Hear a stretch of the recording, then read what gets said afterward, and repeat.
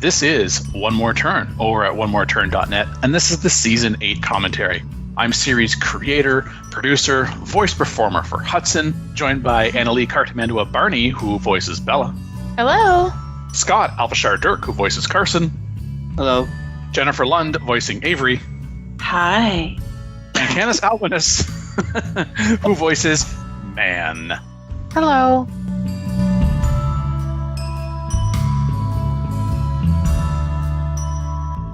This whole podcast did start out with TMI.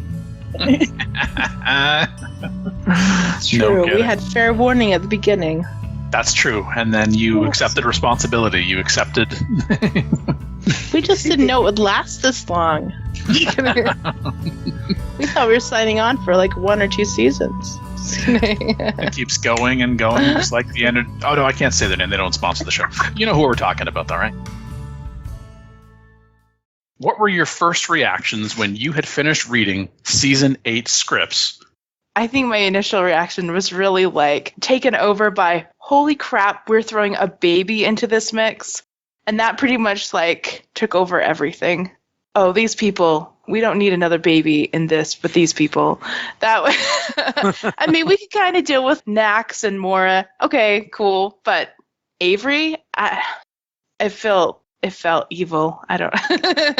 I agree with you that Mora and Nax, they're Max and Nora's children, and Max and Nora are great people, and hopefully they will raise their children to be similar versions in that respect. But yeah, Avery, this doesn't even seem like something that Avery wants. She's talking about putting the child up for adoption, although I think given her circumstances and her personality, my personal take is she is thinking what's in the best interest of the child, and perhaps she is not the best person to be raising this child on her own or with any of the other people that she currently has in her orbit. Carson is really turning into a jerk. Turning? It makes us wonder if it's just because when Caleb was around, he was able to just be quiet and not let that be known by other people and not let that show. But he does seem to be becoming more and more of a jerk ever since he married Bella. I guess since he married Bella, yeah, that I don't know he doesn't seem like he should be in a relationship. I don't know, his attitude is really poor, I think. But I guess this is a little bit like some of those shows like MASH or Seinfeld where the cast is pretty reprehensible people and you're just kind of seeing what happens to them, reaping what they sow kind of thing. I know when we recorded Season 8, that your commentary on what Carson is saying or not saying or doing or not doing were some of the moments that cracked all of us up. Yeah. Because it was just, you said it's difficult to say this as intended with the proper inflection and to not commentate, actually more than anybody. And I think part of that commentary during the episode recording about Carson is definitely changed considerably. Carson just wants to make everybody as miserable as he is. Yeah, he seems very resentful, I guess. He's not living what he wants to live or whatever, and so he's just kind of bitter, it seems like. And he definitely has unresolved issues with Caleb. That seems like that ship has sailed. Caleb has made the choice through rehab that he's not going to involve himself with anybody's life. And I understand him cutting out a lot of people, but to cut out Carson, it's particularly cold. I think I'm probably going to have to repeat myself for the answer that I gave you to this question about Season 7, specifically my reaction to the Season 7 ending. And this just applies broadly to all of Season 8. And it's 3 syllables. Dun, dun, dun. That's basically what all of Season 8 has been, is just one oh my god after another. Definitely character driven. I find it is more the reactions to characters and the choices that the characters are making as opposed to necessarily the plot points themselves. But that's what makes us, I think, want to keep coming back to these people. And even if we think that we are horrible people, and or we know that we are horrible people, and or still that other people think we are horrible people, we could at least say there's at least one person in this show that we're probably still better than. Yes, I don't know. I think I'll agree with what Scott was saying about, that these are all terrible people. I hadn't really thought to kind of compare this cast to Seinfeld, but they kind of are. awful people with maybe one or two exceptions, but they're entertainingly bad and you just want to see what happens. You see, kids, there is this show called Seinfeld. And, we don't have time to answer that. Come on, Dan. It just dropped on Netflix. Oh, now that it's dropped on Netflix, it's a new release as far as certain generations are concerned. Okay, I see that. I think Scott's reactions were so funny, and most recently because, him playing this jerk is rather newer, whereas Jennifer and I have been playing jerks day one, and we're used to the things that Bella and Avery will say. Yeah, this is true. But to hear Carson coming out, standing up for himself in this truly jackass type way was surprising. My character, the character I voice, Hudson, that he has moments where he is a complete jerk, other times where he is partially a jerk, and occasionally he has those moments where it's, he's actually doing something nice. He's actually thinking about somebody else in the moment, and it doesn't seem like he's keeping score. But the undertone is always, well, okay, you're a jerk. You're just a more maybe consistent jerk. You don't have quite the extremes that some of the other characters have.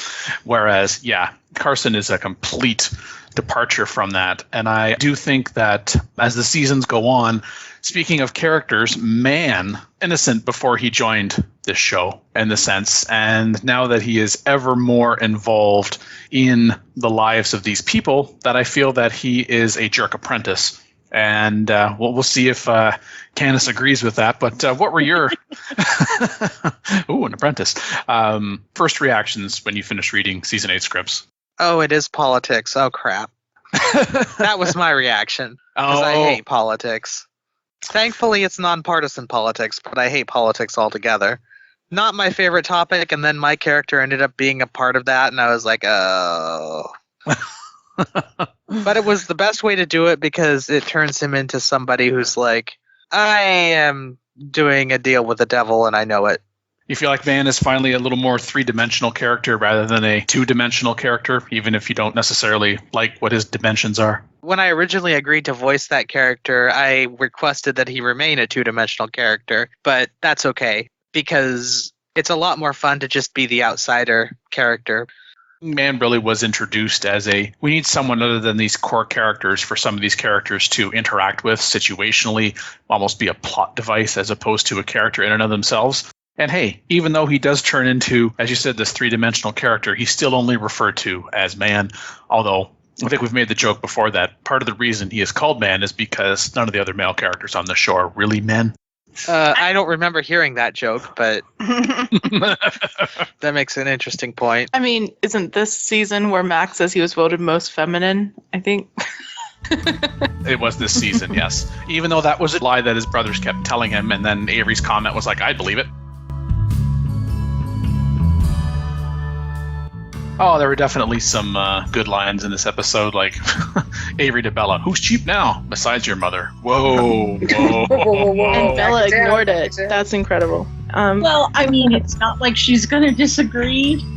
Probably. Yeah, true. Yeah. Low blow, but it's true. Or the 1 + 1 = screw over. That's some pretty good math. Yeah, I like that math. Actually, Bella has a point, It's like, Avery, you decided to be with Hudson and you knew there was a sex tape of him and I. So what does that say about you? Well, But a woman has needs. And no standards. Well, you'd have to not have standards to be with Hudson. That's a fair point, yeah. Oh. Also, lastly, the last line I would like to point out from this episode, because it's just funny, I would have tried smoke signals next, but I figured the wind gusts were too strong. Are we blowing a lot of hot air around? Is that what I mean? Yes. Absolutely. Which episode this season is your favorite and why? I will start. Episode 806, Call Out. We've got Gary out of the picture. Evelyn meets her match with her ex-cousin-in-law, Garrison.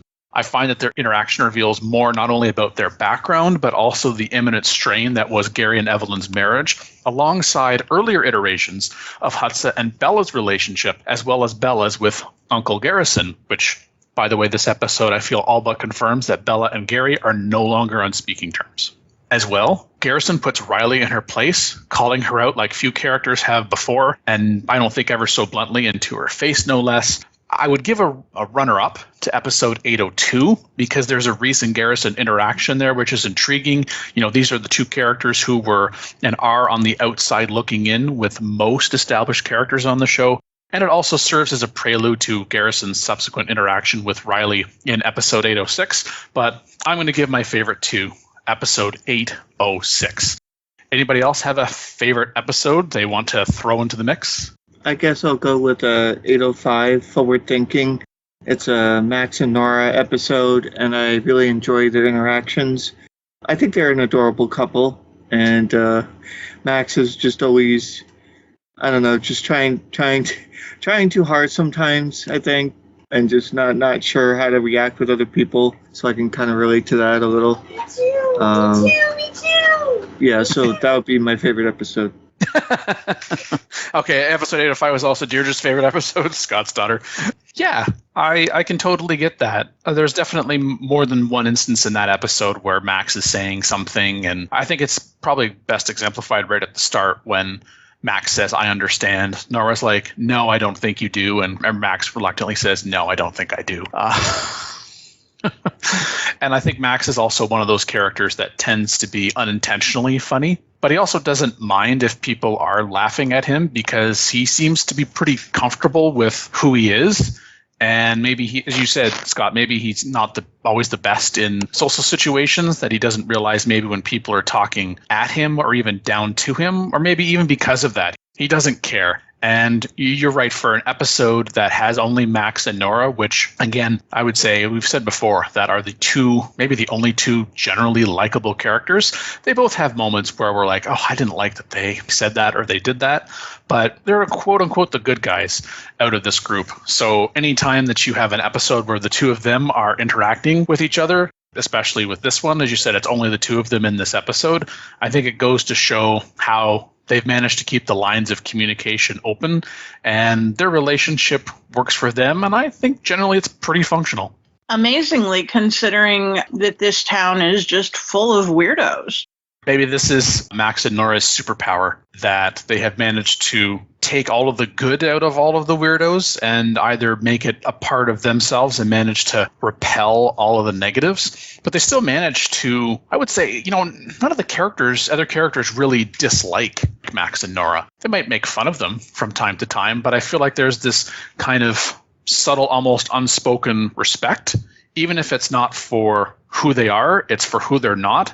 And that's not their enemy. That's not someone that they think is less than. And they're certainly not someone that have been targeted very much in this show. I mean, Bella still gets criticized for foreclosing on the mortgage a few seasons ago that saw Max no longer be able to be in the laser hair removal business. But as it turns out, Max quite likes that. It's just people have just kind of seem to moved on from that.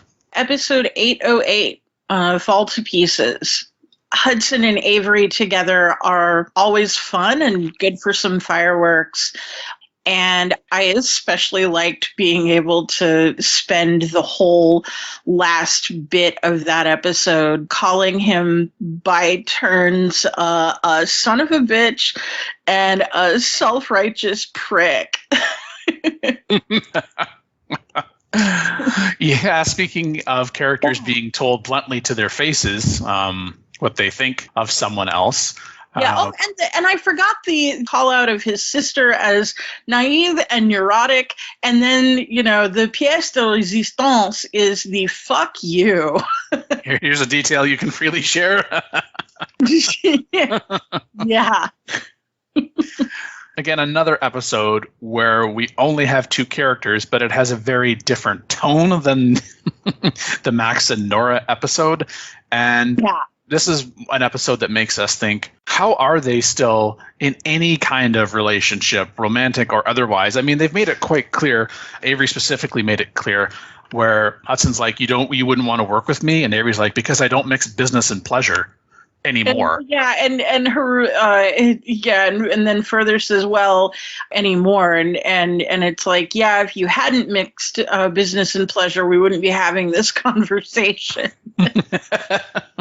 Which, I mean, I don't know. Slut shaming Avery seems to be kind of a low bar and maybe not particularly useful in the sense that that ship has already sailed. But, you know, Yeah. plus, who's Hudson to be slut shaming anybody? But, you know. He definitely gets around. And for the most part, he manages to match himself with people who think similarly. You know, I don't feel like Hudson is someone that has actually really taken advantage of anyone until now. I mean, this is not to say that Avery is a saint by any stretch of the imagination, but as Avery calls him Hudson out on his bullshit, you shouldn't have to plan to keep the secrets you hold, Bay. You should just hold them. And Hudson trying to make points like, hey, I betrayed your trust, but I've told you about it, so remember that. And he's like, oh, no, I'm not trying to points or anything like that. And it's like, yeah, well, you say that, but your actions speak louder than your words, sir. Yeah. This was definitely an episode where I talked about, you know, Hudson goes back and forth between being a complete prick to only slightly one, and this is definitely on the heavier side. Yeah. Brutal. I don't really have a favorite episode because I don't really like the contents of any of them because they're all so just full of invective, and I can't really put a favorite to that. But I'd have to go with the standard answer, which is the part where I get to yell at Riley and Hudson because they're in the public having a conversation, and I'm like, okay, I'll tell you what you're saying. I think that's 807. Yes, that is. Yes, you're right. That is 807. About face. Okay. Okay, so I was kind of thinking more like which ones were the most fun to record. So I guess they're the ones I'm in. But one thing that I love is that Bella always has an argument with somebody, and every season she has an argument, and they're always the most fun for me. I can't have arguments with my husband; he doesn't yell back. Anyway, Well, we're very one-sided, quote unquote argument in that case. Yeah. So I think kind of in juxtaposition to Max and Nora's conversation, right? We have 803 with Bella and Carson, and we get kind of that inside look into their relationship, which is not the same as Max and Nora's, and kind of interesting things going on. I mean, sometimes you sit there and wonder, I'm like, really? And you're still together? There's not even I don't see any like attraction there. You know what I mean? Like it's really interesting. But I also really enjoyed 810 because it was sort of a cast ensemble, if you will, like where we were all, well, not all, but a lot of us were in there together. And so you have Nora and Max, you have Bella and Avery arguments, which are also really fun to record. You throw some Hudson in there and some Carson in there, and it's just like a big mess. And I think those are just fun. Working back from that, so yeah, episode 810, Taking a Village, which I think is appropriately named, because as you said, there are a lot of people in that episode. There are 6 people in this episode. And I can't recall off the top of my head anyone citing a favorite episode having more than, if not 4, then certainly 5 people, because typically it just kind of devolves into why are you all of you people here at once? There's so many things going on, but they're all talking at each other. They're all talking down to each other. And as you were describing 810, Bella and Avery having an interaction, which they don't have as many now that they're no longer business partners. The part about Bella's like, you are apparently quite acquainted with screwing over, says the woman with a sex tape with the same man we're talking about, which of course is Hudson. And Bella's like, from the woman who decided to be him, knowing he had been on tape with me. And as you said, also a little bit into the Bella and Carson relationship, although more so in the other episode that you cited, 803. Humorously called lines of communication, because clearly they do need to work on their communication. And I think the one positive I can say about Carson and Bella's relationship right now is both agreeing to having Nora counsel them. You might think, well, if they were truly serious, they would go to someone who is already a certified psychiatrist so they could have adequately professional help rather than seemingly, discount cheap help. But they already had an existing relationship with Nora. And so kind of blurs some of the lines there, because it's like, was Nora really their friend if she ever was Carson and or Bella's friend? I don't think that was the case. Clearly, they've got this kind of working relationship right now.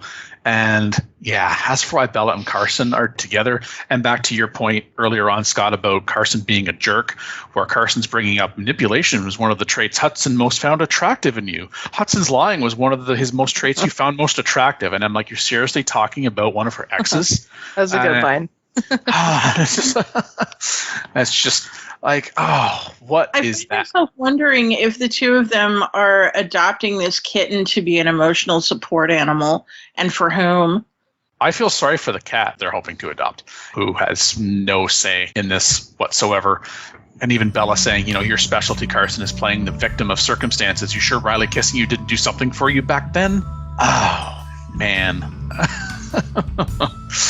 Yeah, it was pretty rough. Pretty rough. Sounds like a sitcom relationship. Yes.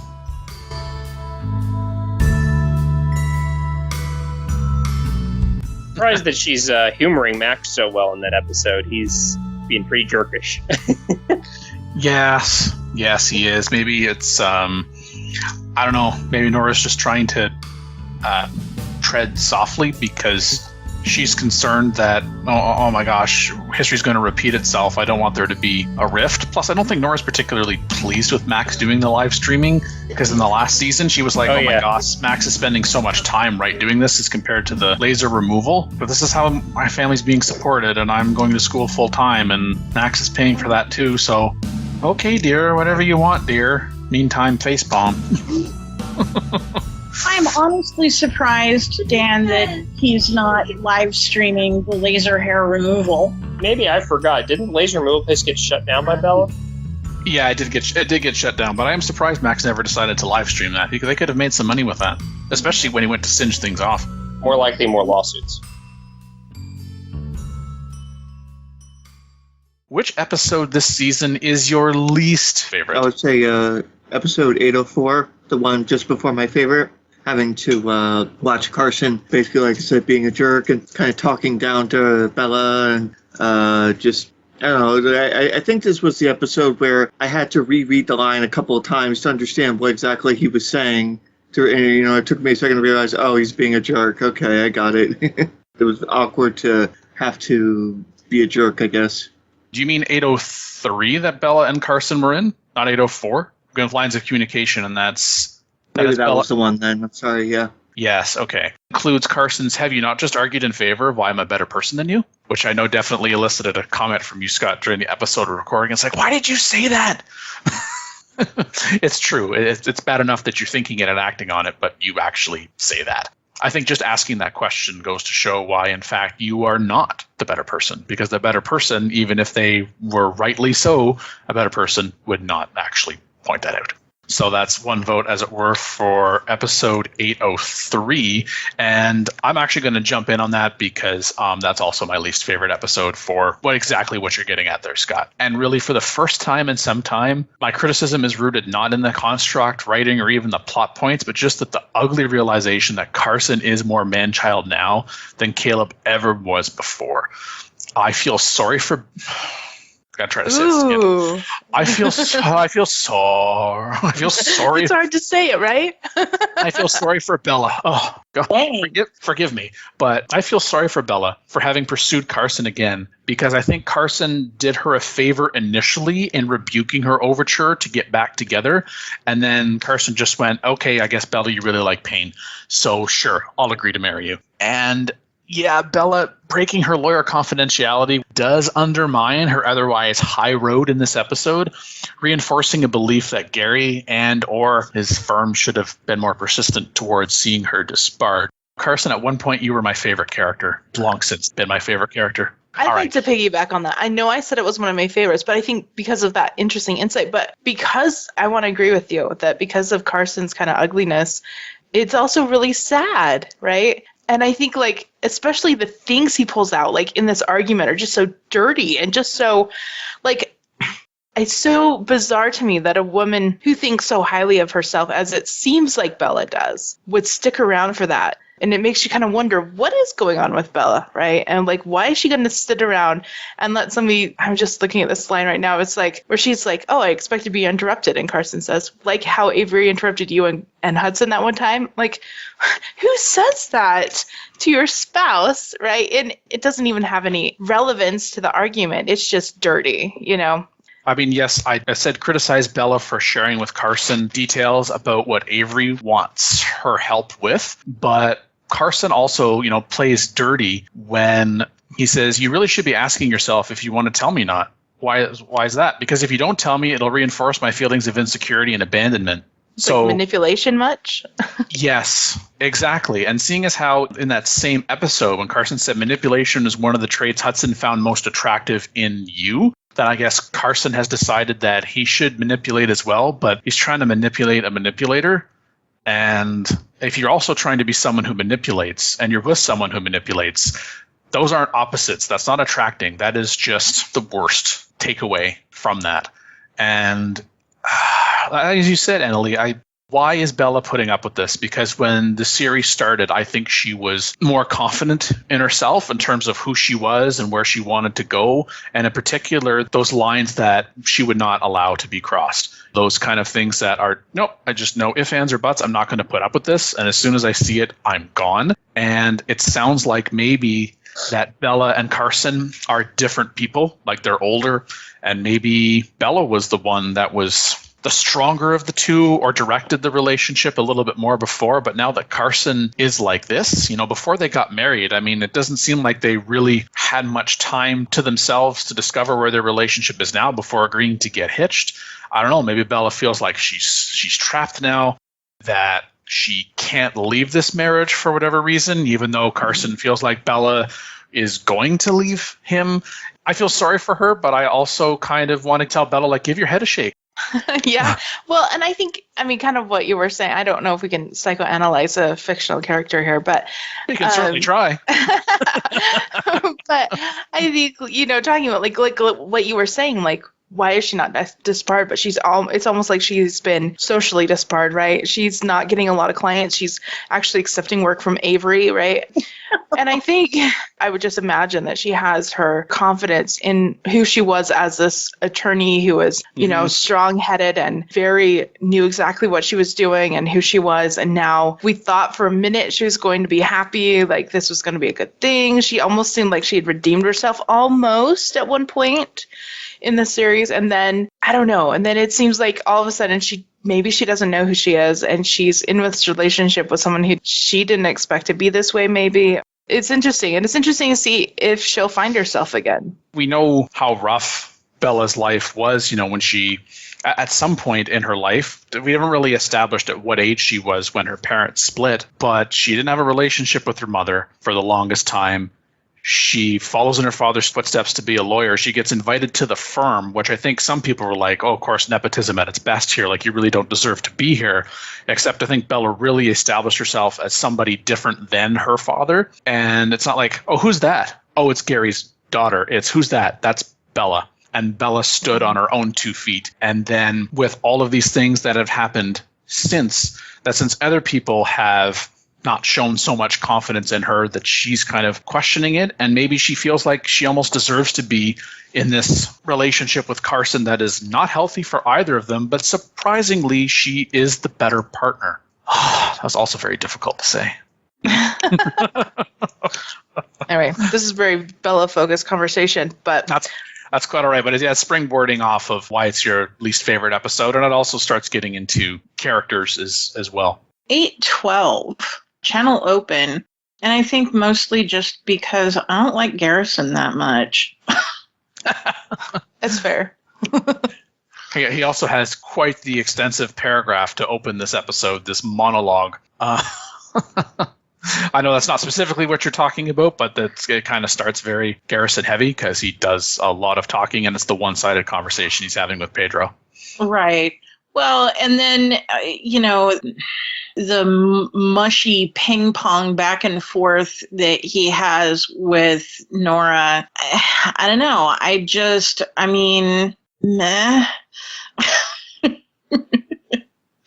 So, yeah, I don't care for him that much. And Nora's not a particularly fireworks kind of character. So that's basically it. Yeah, fair enough. There's some lines in there that are humorous that kind of help it go along. Garrison's like, when something is tried, tested, and true, you don't just change it because it's old. And Nora's like, good grief, you sound like my mother, who I love dearly. This isn't the point where you tell me you love me like your mother, is it? It's like, no. And I mean, Nora, yes, is volunteering for Pedro's mayoral campaign, and Garrison is the campaign manager, which is seemingly why he's spending as much time as he is with her. Plus, it's been inferred that Nora is not just any volunteer. She was definitely not the first to sign up, but she's been given access to the financials and a lot of other correspondence that other volunteers wouldn't necessarily do. Garrison sees value in Nora because of her positive reputation.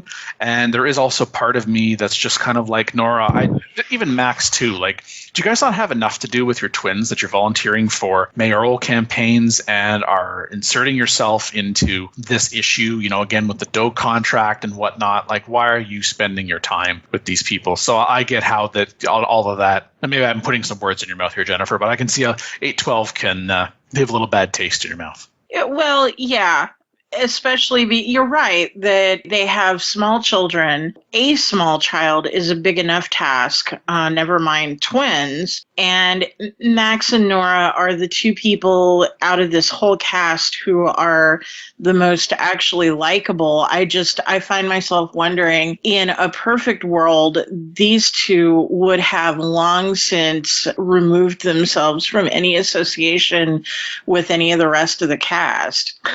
Pretty much. What about you, Candace? And any episode, would it be your least favorite episode? Is anyone that Man appears in and is talking politics to springboard off of some earlier comments? That could be true, but the one I don't like is the one where Evelyn and Garrison are having their conversation because it's kind of awkwardly creepy. Episode 806, Call Out. I get that, and it's interesting because I cited that as my favorite episode because of those fireworks, as it were. And I remember, Jennifer, you even saying that you're really looking forward to hopefully Gary coming back so that Evelyn and Gary could have that really intense conversation. And instead, this seems to be, quote unquote, second best in that. But you are right, that Candace, that it's creepy. They're revisiting stuff from the past that really doesn't need to be revisited anymore. And it's just a lot of two people not liking each other, trying to make the other one feel worse. Again, with talking about not leaving a good taste in your mouth, it's just like, okay, you two, why don't you do everyone a favor and just, I don't know, not talk to each other anymore? Or just go and have it out already. Yes, the fine line between love and hate and like, oh my gosh, you two seem to care an awful lot about what the other person thinks. Why is that? What is going on? They're the next marriage on the show. God, bite your tongue.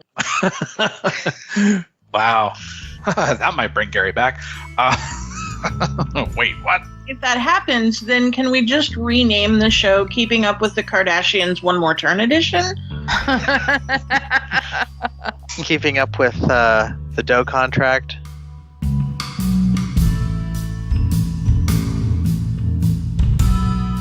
Does this town not have a therapist? Because Riley really needs one. Well, Nora's working on it, but...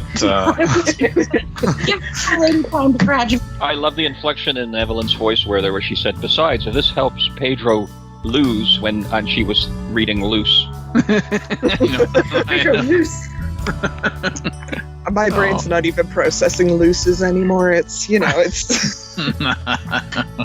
We just like to keep it loose around here, loose and loose. I think that describes a lot of characters. Let's categorize each character in One More Turn as either loose or a loser. Oh, wait, look at that. Some of them actually overlap with both. Oh, what's it? We could have a Venn diagram. The Venn diagram is actually a circle. Like I said, Dan, there needs to be an alignment chart. Is there anybody who's lawful good in this town? Yes, we just haven't met any of them. Nax and Mora. Yeah, but more like chaotic good for the two of them. Nax Thank and you. Mora, the children. Oh my gosh, when somebody think of the children, poor Mora, poor Nax, poor Avery's child.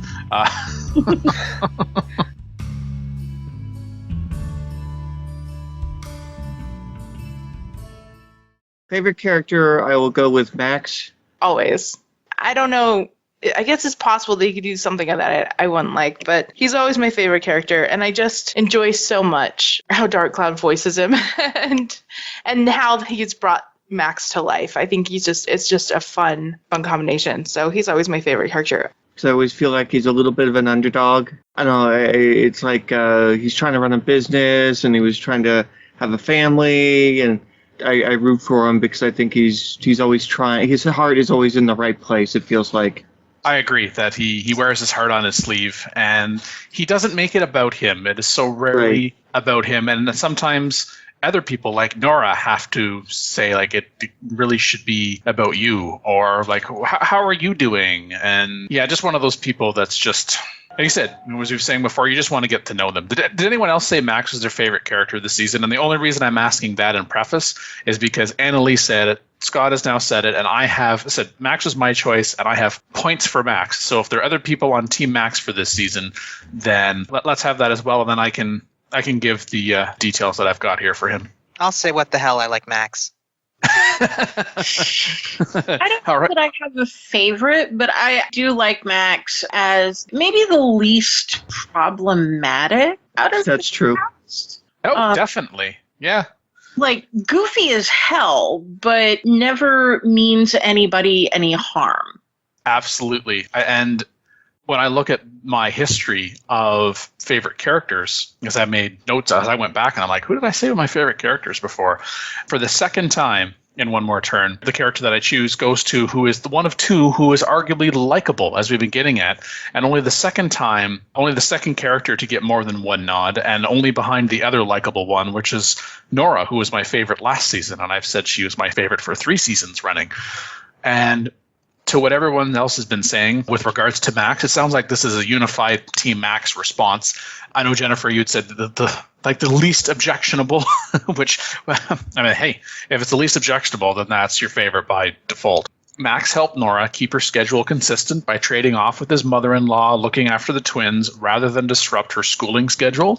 We saw that in episode 805, and he says, your mother will watch the twins, I will in the afternoon, I've moved it to the mornings. He helped Carson by giving him something to focus on while he's back in town. Also, episode 805, he even tells Nora, like, Carson can use a distraction while Bella helps Evelyn with her mayoral campaign. Max actively discourages Nora from judging Carson in the shadow of Caleb. Bella and Carson may have asked to be practice clients of yours, but Caleb did not.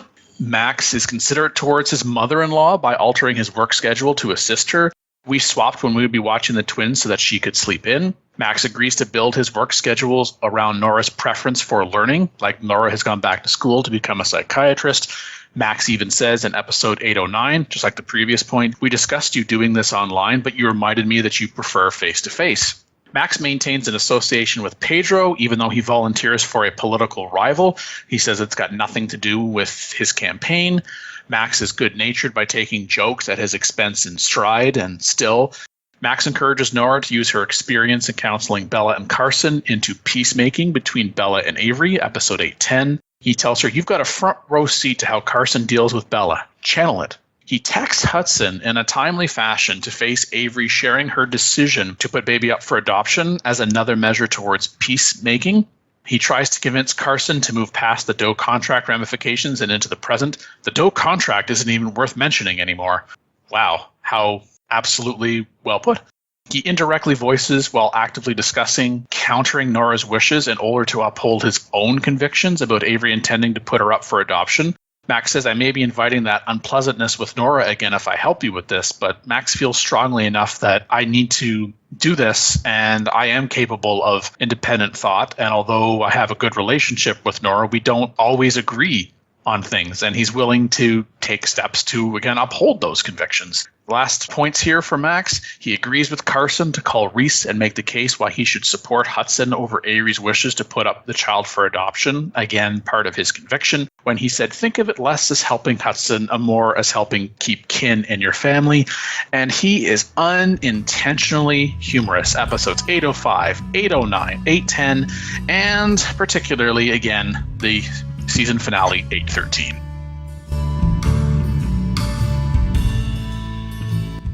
Garrison and Evelyn character in particular, they're playing off each other very well. Although I will admit, Garrison really telling Riley, you're looking for a man that will treat you like a lady or a parent depending on the circumstance. Oh, wow. That's what she's like, what? It was really easy for me because I've never liked Mackie anyway. Yeah, no, I'm just kidding. Yeah, it's very odd because the rest of the time we get on so well and then we're playing these two characters and it's like, rrr. And that line to Riley is what the kids would call reading for filth. Also, you dirty, disgusting old man. I am not old. Yeah. Whoosh, she basically I like that that's what he objected to. Also, I have to say, I'm going to confess that I may be a little bit young here because pink slip to me, and maybe this is because I've worked in the automotive field too long, a pink slip to me makes me think of a clear title to a car. Really enjoyed the opportunity writing for Evelyn and Garrison because, as said, we can't have Evelyn and Gary for reasons previously discussed. But now, Evelyn and Riley. This was a scene that I never thought I would get to write. So, speaking volumes, and it speaks volumes that they are somehow interacting. Finally, all for our amusement and enjoyment. So, Hannah, Mackie, thanks for carrying the scene. No pressure, as I've said before, to voice performers who are carrying an entire scene. There's no pressure, there's no weight on your shoulders to ensure this works, none at all. Nope, but just thought I'd explicitly point that out. Wow. It's a good thing I'm too tired to process that right now. It's a good thing I'm used to dealing with Dan and his statements. I'm like, yeah, whatever, bro.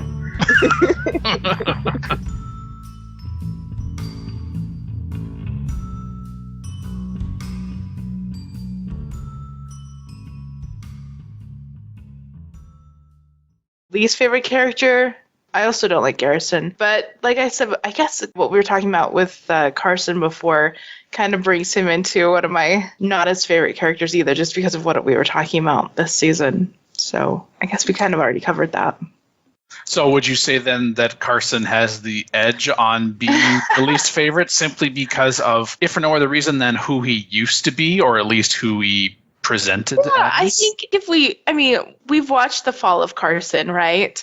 Whereas everyone else kind of came built as they are for the most part. I feel like we've watched him shift a little bit. He wasn't like this in the first couple seasons, and I think more than a couple probably. And it's more painful probably to see him. I mean, Garrison's always been Garrison, and Bella's always been Bella. And I mean, they all do underhanded things, and they all get mad quickly, and but Carson's is newer, so it's more fresh wound. I'm with you. I really just didn't like Carson's attitude. I just thought it was really kind of crappy. Even if there's things he doesn't like about the situation, I don't think he should take it out on people. Really just kind of soured it. I think his personality and what he was doing was just souring the whole thing. Absolutely. So probably least favorite character is, oh man, there are so many vying for that title. I know, right? It's not so easy because there are so many contenders that so rightly deserve this title. Yeah. I really do think it's a toss-up between Evelyn and Garrison. Ooh, okay. I mean, Garrison is just an awful human being, but I don't know. And I wonder if Evelyn comes in for harsher judgment from me because women who are bad at being parents tend to get an extra ration of shit. And I will freely own that that's a bit of a trigger for me, given my own parents. But yeah, they are both just awful. Okay, so as I said, with Evelyn just being... Well, we know Evelyn's story about leaving Gary and Bella and going off and doing her thing, and the only reason she even came back is because essentially Gary tagged her back in as he tagged himself out, which is a whole other separate, well, my gosh, you can't even be around each other long enough to both be involved in your child's life at the same time, which again is also another slight at Gary as far as I'm concerned. It makes him a bad human being and a worse parent. And then as far as Garrison goes, I said you're also finding him to be a horrible... As I said, he is not a favorite character of mine at all. But I hadn't considered him as much of a candidate for least favorite as, say, Evelyn. Because, in fact, in Season 7, I said Evelyn was my least favorite. So what are you thinking in terms of why Garrison is so bad? I don't know. I guess that least favorite doesn't always mean bad. That is true. Favorite. And I don't know. I viscerally think that Evelyn is just legitimately a bad human being. Like, she's failed at being a human organism. Garrison, I just don't care for. I think that's just because he kind of rubs me the wrong way. I think to Candace's point earlier about, oh gosh, it's the political thing that is front and center in this season and the season before it, and then also to be in the season after it. Garrison is introduced as a political creature. I mean, he talked about before in season 7 that that's what he has done for decades for work. That's a big part of his identity, is being a campaign manager. And I think a lot of the times when we think of political creatures, whether it's because they are in politics and or they follow politics, that in order to survive, and Garrison has done more than survive, he has thrived. So the fact that you entered politics, you stayed in politics this long and have been as successful as you have, when you start looking at how people have to conduct themselves professionally and how they might have to sacrifice the personal parts of their life and the relationships personally and professionally, that it just says, okay, I don't need to know anything more about you because this tells me everything that I need to know about you. Because what you are is who you are. Yeah, and I think creature is kind of the right term. But I don't know. I think that's maybe a little... I mean, I don't have the visceral, skin-crawling, fuck you reaction to Garrison that I do to Evelyn. Evelyn is just, man, you are one piece of work, lady. Garrison, I just don't care for. I don't think he's particularly bad or awful or anything like that. Opportunistic, maybe, but we know what he is. And you don't blame the Cobra for being a Cobra. It just does what it does.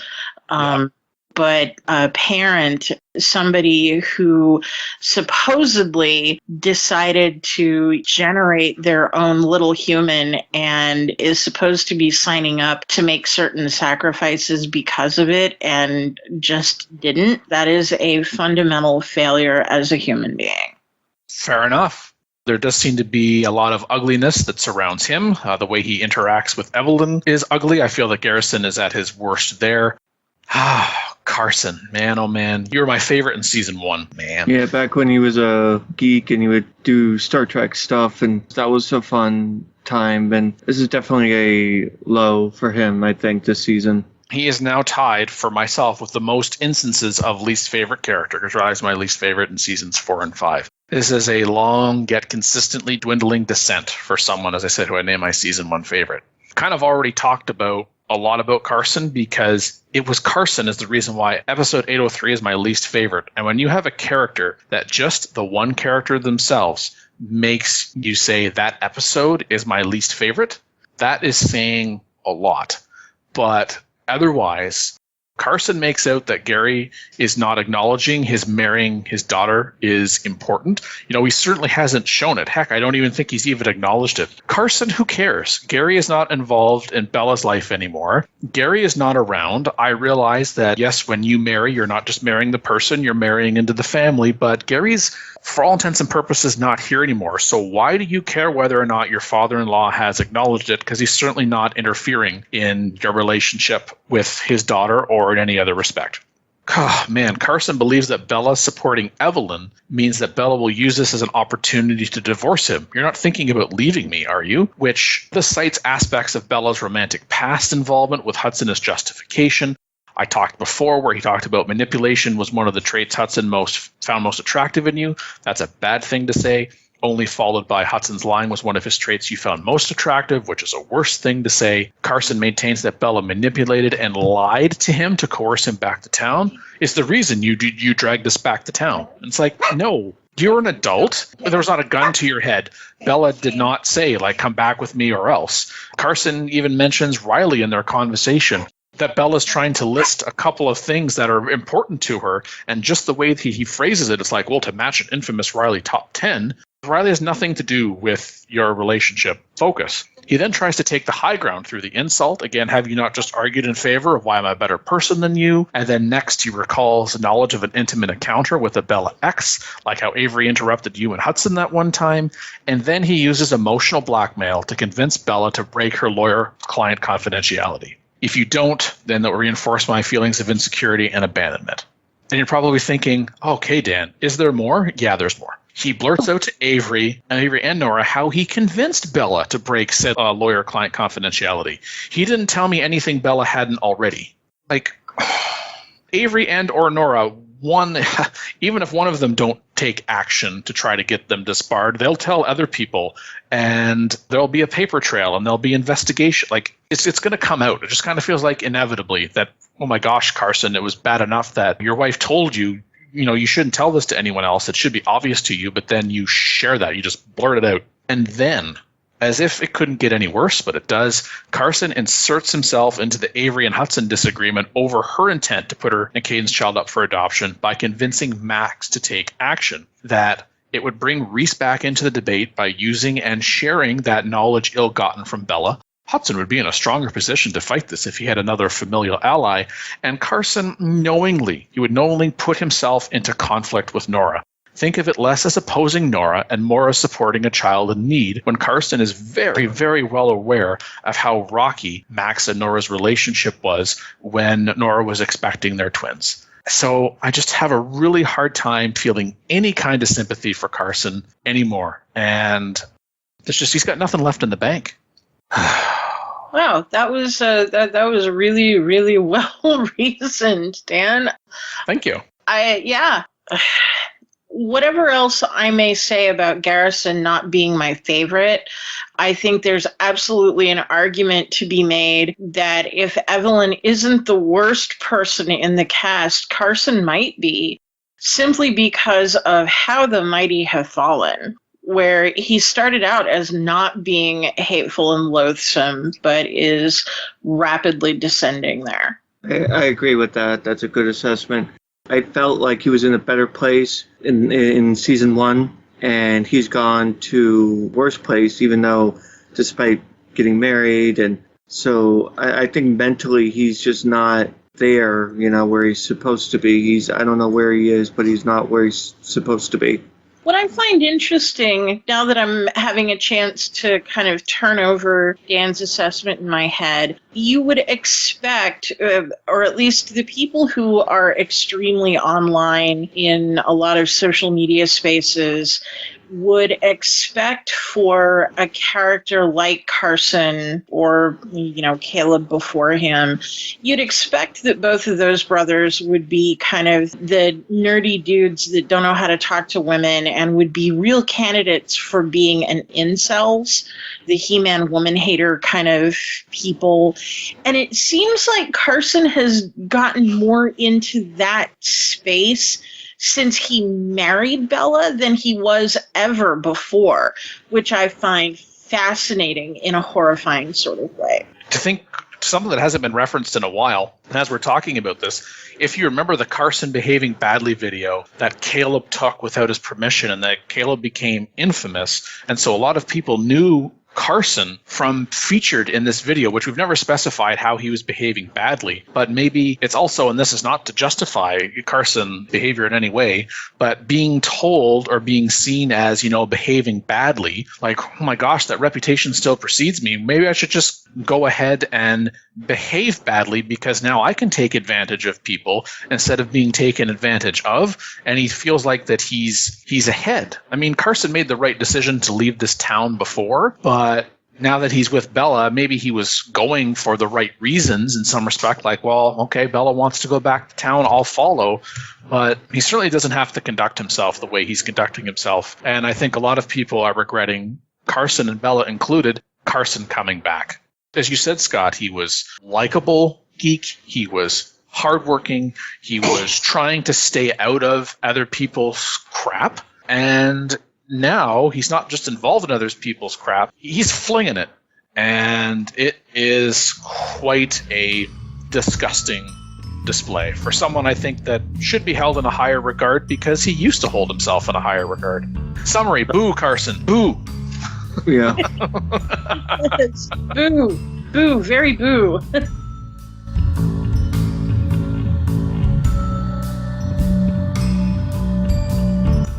I don't know if I would be friends with Carson and Bella, especially them together, but I might agree to show up at a location that they're both in just to watch this train wreck in slow motion.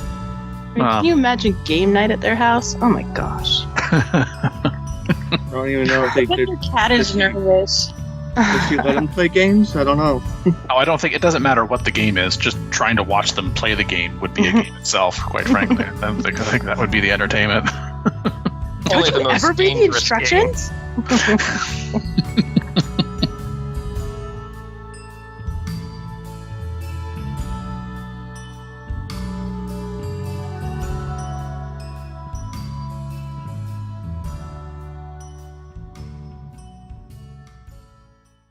Oh man, this just seems to springboard itself easily, and will make a relatively easy answer for you, Scott, in part, because you can just say refer to much of the rest of the previous discussion. What do you think the highs and lows for your character was this season? Because we haven't talked about that at all. I don't think he's had any highs this season, but he's definitely had lows.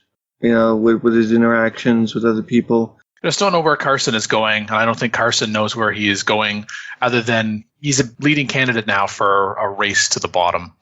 And, Jennifer, when you're making, I never thought about Carson or even Caleb being like, one of those people that you said in social media that has this particular nasty view towards women in particular, and making those statements and following people who make those statements. That could very well be something that Carson is doing more of now that he's back. He's not happy in the physical place where he is, because he seemed to be doing pretty well on the West Coast, and now he's back. So now he's taking those feelings, feeling that he himself is not able to change it, even though, as we've talked about, he definitely could. And so now he's finding a place online that's kind of aligning with his frustrations, or at very least giving him something to channel it into. And now he's acting on it. He's moderating Max's live streams, and he talks about how he can work remotely, and he is doing remote working, but we don't know how much work that is. It really does sound like he has a lot of idle hours while Bella is not there. Yeah, and I realize that this fictional world is very fictional in the sense that we're not bringing real stuff into it, like COVID and lockdown and all of that stuff hasn't happened in this universe, and that's okay. But yeah, it really strikes me the way he talks to Bella is reminiscent of a lot of the vitriol that I see aimed at, particularly at women online who express any sentiments that are much different than that of a doormat.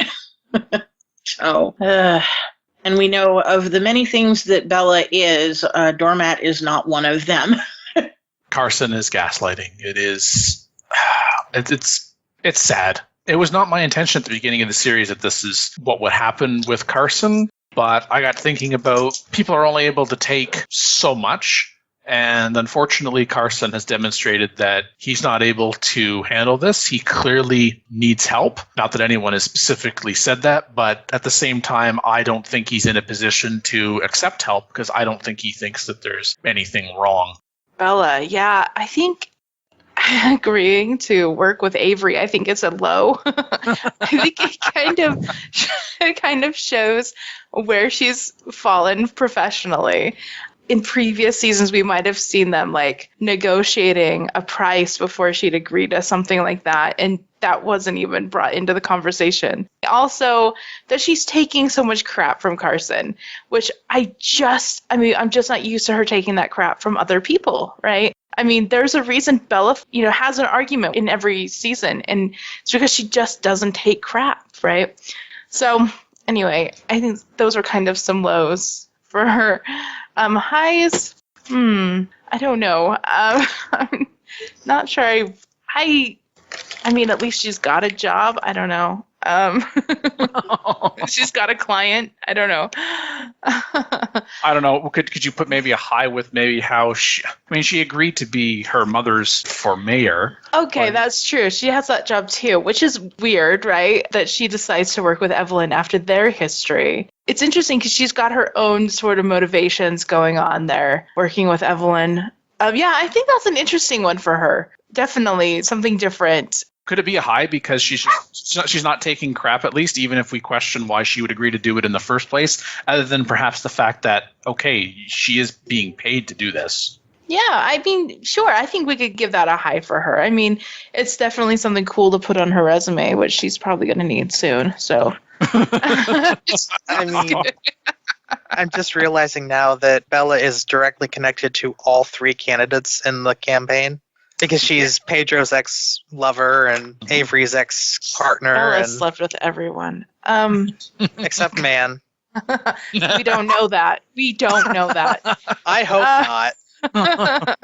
We have no idea who Man is. No, it's true. I mean, let's just be honest. We just don't know. That's true. She's got a big web. Yeah. And it was probably messy. Okay.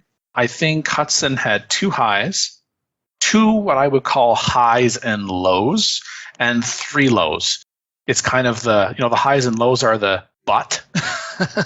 And I'll actually start with the highs and lows. Confronts Avery about opposing her putting up the child for adoption as a measure of his convictions, his emotions, and his feelings, and his willingness and his ability to assist her otherwise practically. And Hudson's also has a personal connection to this, right? Because he was adopted himself. But he does all of this confrontation, even if he does have the best intentions. And I do believe he did have the best intentions. But he does so in the presence of others. And there are just some things that should not be in front of an audience.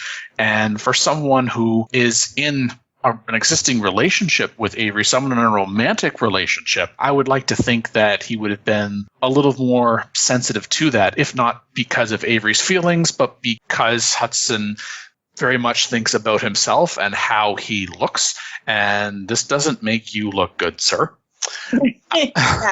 His other high and low, which also happened in the same episode 810, Taking a Village, he makes an impassioned argument about the what and the how and the why he wants to be involved in the life of Avery and Caden's child, but makes it, again, ultimately about him and why Avery is stubborn to accept it, borrowing from Riley's prioritization process.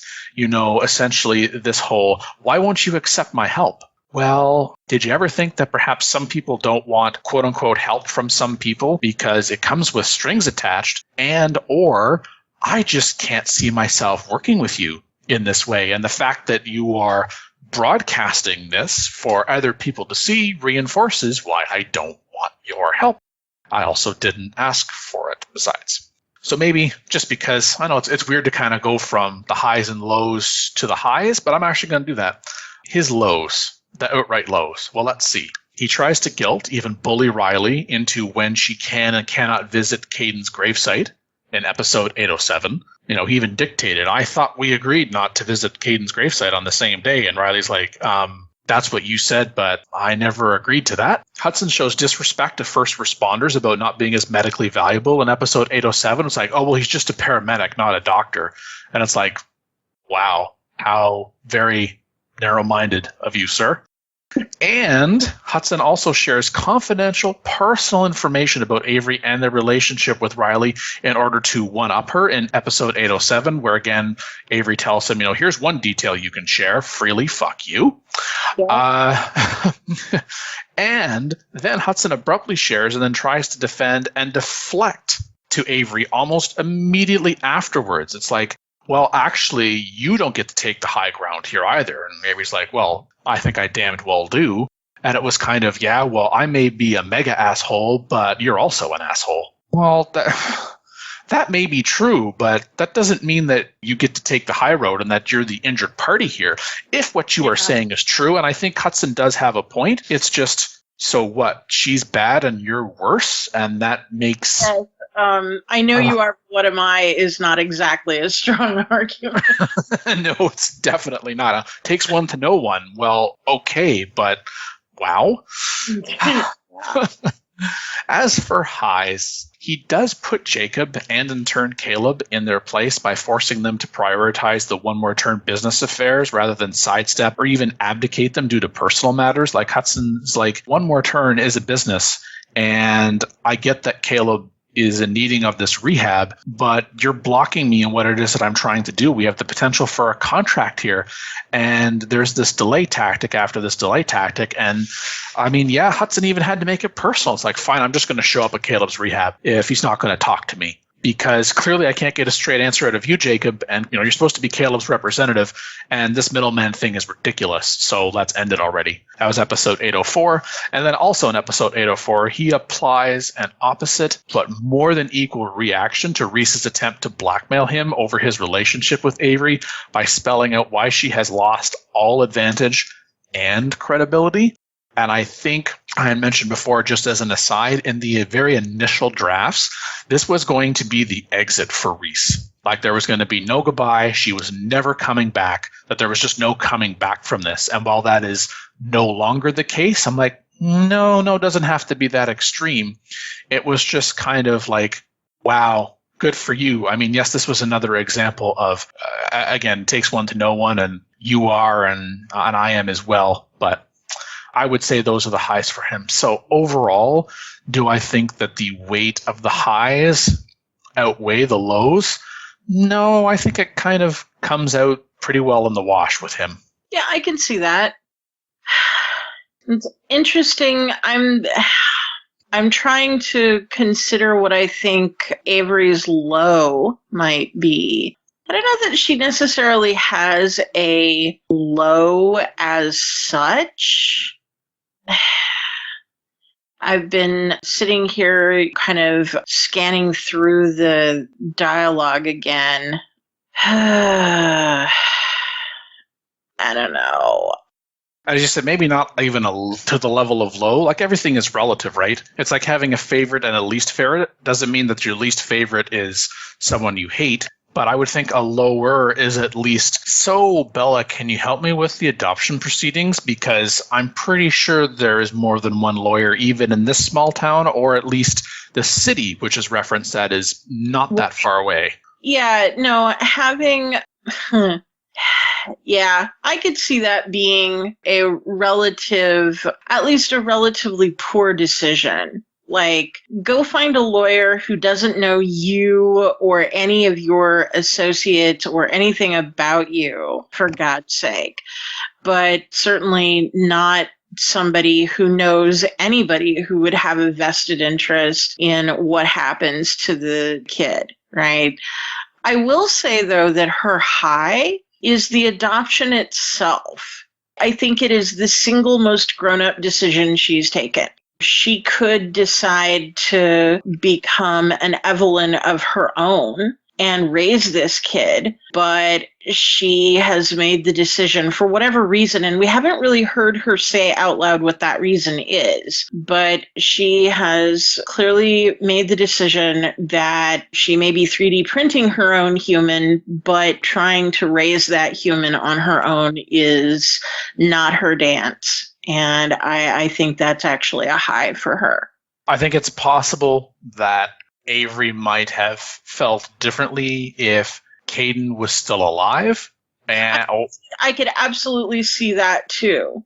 That would have lent itself more easily to funny stuff of the wacky hijinks TM variety.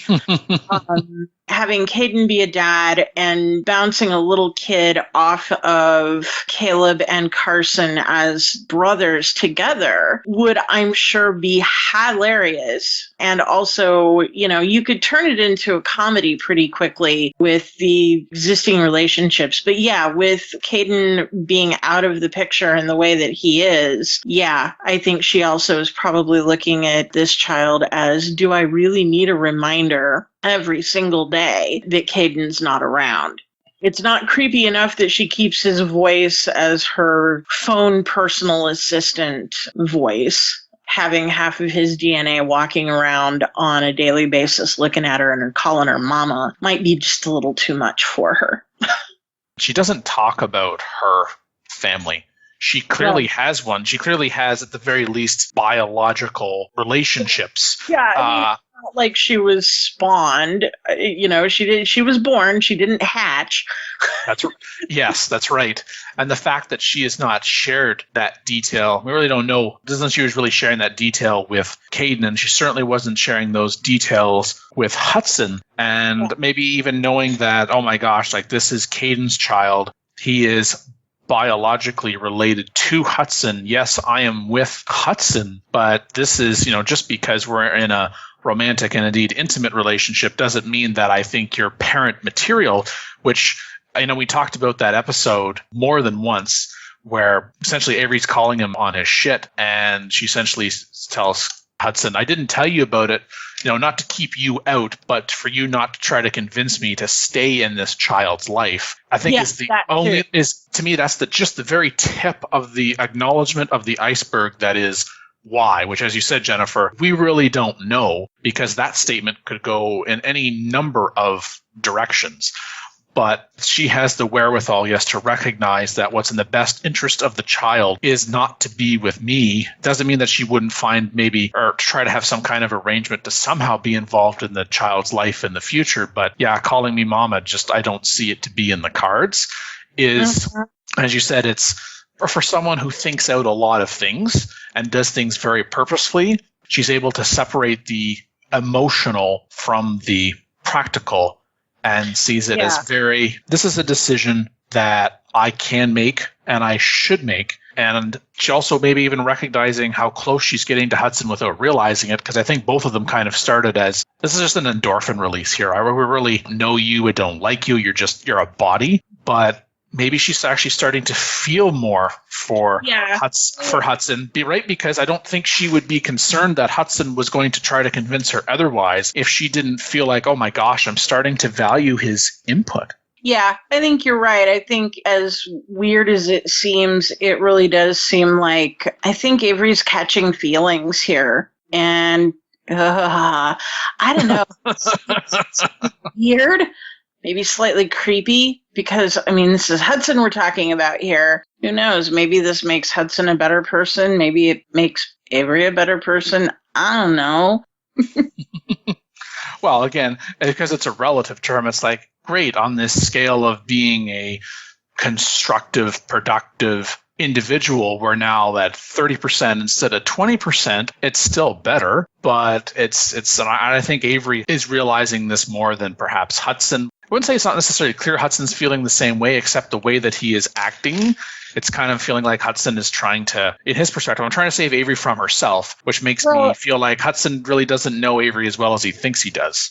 Yeah, well, and it occurs to me that Hudson has his own abandonment issues from having been an adoptee, and he is suddenly trying to Batman swoop in and keep that shit from happening to somebody else's kid, with a fine disregard for the fact that adoption in and of itself is not evil, it's how it's done. And if an adopted child has decent emotional support from their adoptive family, and nobody keeps any secrets, and everybody's clear about all sorts of stuff, and are emotionally present for said child and support them in what they want to do, whether they do or don't want to pursue any kind of relationship or info about their birth family, then there's no reason for adoption to be an abandonment kind of thing. But yeah, it really does seem like Hudson's family in particular was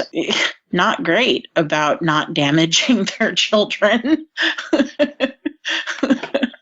I could very well see it that, maybe the intent is good, because Hudson even is kind of alluding to it, that doesn't come out and say it. It's like, okay, he talks about how my biological parents couldn't look after me because I had no family support, so they gave me up for adoption. I'm understanding now that was love, that it seemed like physical abandonment, but it sounds like it would have been abandonment anything but if he had stayed, that they wouldn't have been able to give him anything perhaps beyond like a roof over his head and clothes on his back and food in his stomach, but they couldn't be there emotionally for him because they could really not hardly look after themselves.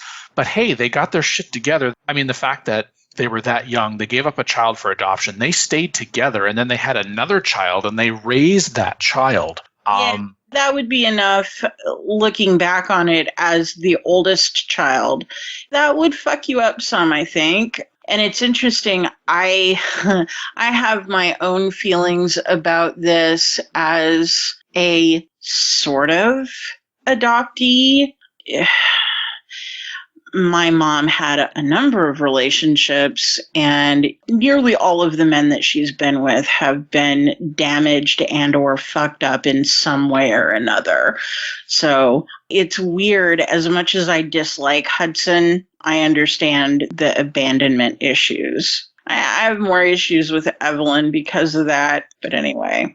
Well, we do know that Hudson, not only was he adopted, now he's gotten a better picture of the circumstances why, and the fact that he is involved in his biological parents' lives, that they want him to be involved. He is involved. And we also know that his adoptive parents, initially, it's like, well, they adopted me when they thought they couldn't have biological children, and then here comes the biological child. But I think he was close to his adopted family, his adopted parents, because he was part of that family, and he had a younger sister, and then their parents died when Hudson was barely an adult, became Riley's legal guardian, because nobody else in the family would take, which probably made him think, oh, this is exactly what happened with my extended biological family. I wasn't wanted by the extended family, and so therefore my biological parents just said, from his perspective initially, right, like, just fine, just take him away, have somebody else. And so I think Hudson, yes, he's kind of, your child doesn't have to live through this. Yeah. It's not the same. And he acknowledges, like, your child's circumstances are not the same. I can help. But it also goes back to, but Hudson, it's not just about you. This is not about history repeating itself. The variables are not the same because we are not the same as your parents, your biological parents. Yeah, well, and it's interesting that he's stepping in almost like he's the sperm donor, and he's not. Like, dude, we realize that you have feelings about this, but you kind of don't have a dog in this fight.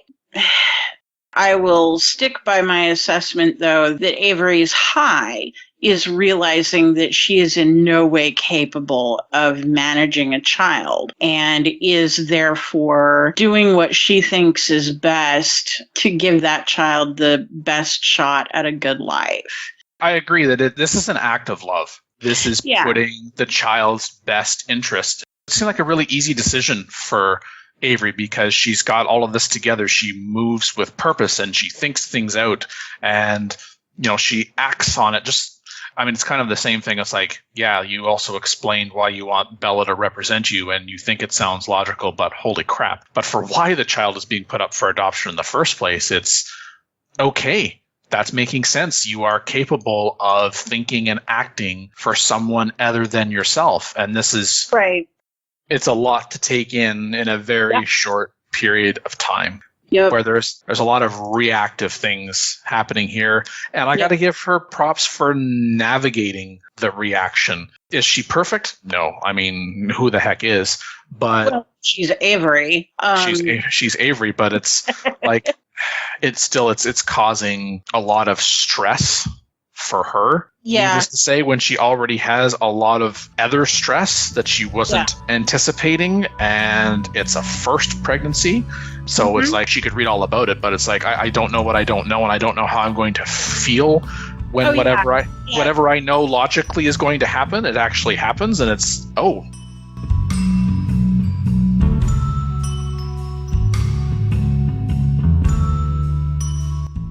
Dan, at some point we need an alignment chart and a list of who all in this cast of characters goes where. They all go to hell, let's be honest. Why was I just thinking that? Not all of them. No, I think Nora and Max will probably relegate, but the rest of them, I think some actually might make it to purgatory. Wow. I was actually thinking, the whole the town is literally purgatory.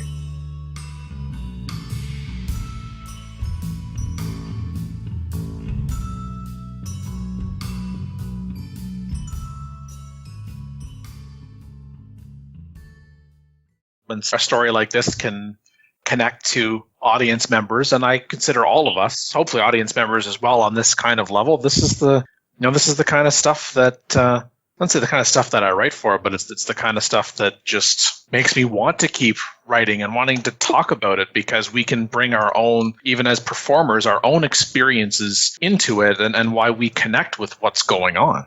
Well, yeah, absolutely. And as far as leading into highs and lows for the plot development, This adoption thing is interesting, and maybe I have an interesting bias on this because I actually adopted both my children, and so it's a really weird world, the adoption world.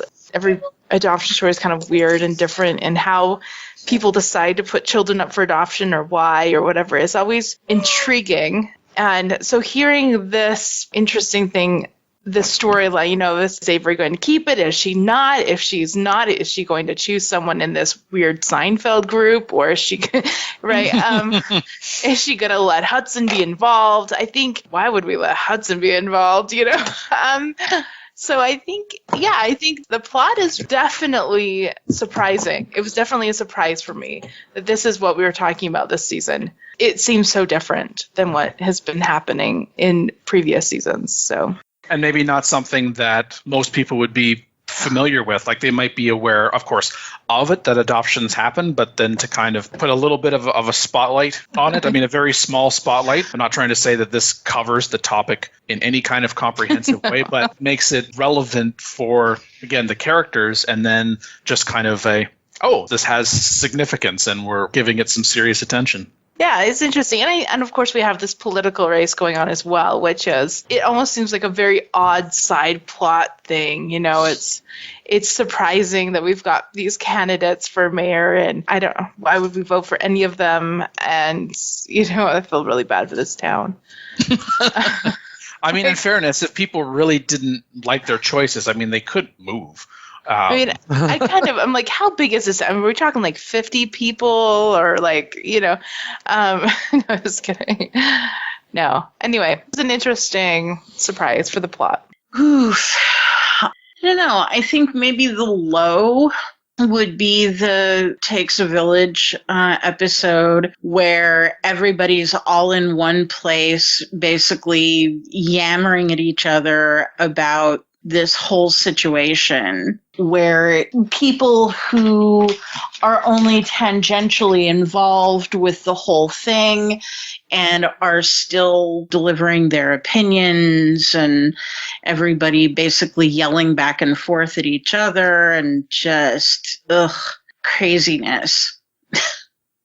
Yeah, I mean, it does make me feel sorry for Avery because, look, it's my body. It's my choice. I did not ask for this. Yeah, input. it's not like, Avery wasn't asking for anybody else's opinions on any of this.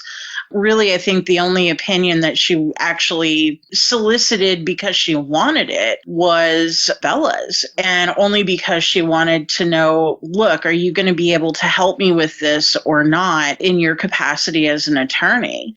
I need you to help me put this child up for adoption and make it go through. And then to find out, oh my gosh, wait a minute, Bella told Carson about this, and now Carson is texting Hudson about this, and Max and Nora know about this, and Max is texting Hudson about this. And as you said, everyone is providing their input and passing judgment on what she should or should not do. And I think it was also very atypical of Avery to not just tell all of them, shut the up, or even just I'm just leaving. I don't know why am I here? Because Avery even says to Bella, I don't understand why you're here. And Nora's like, why are you here?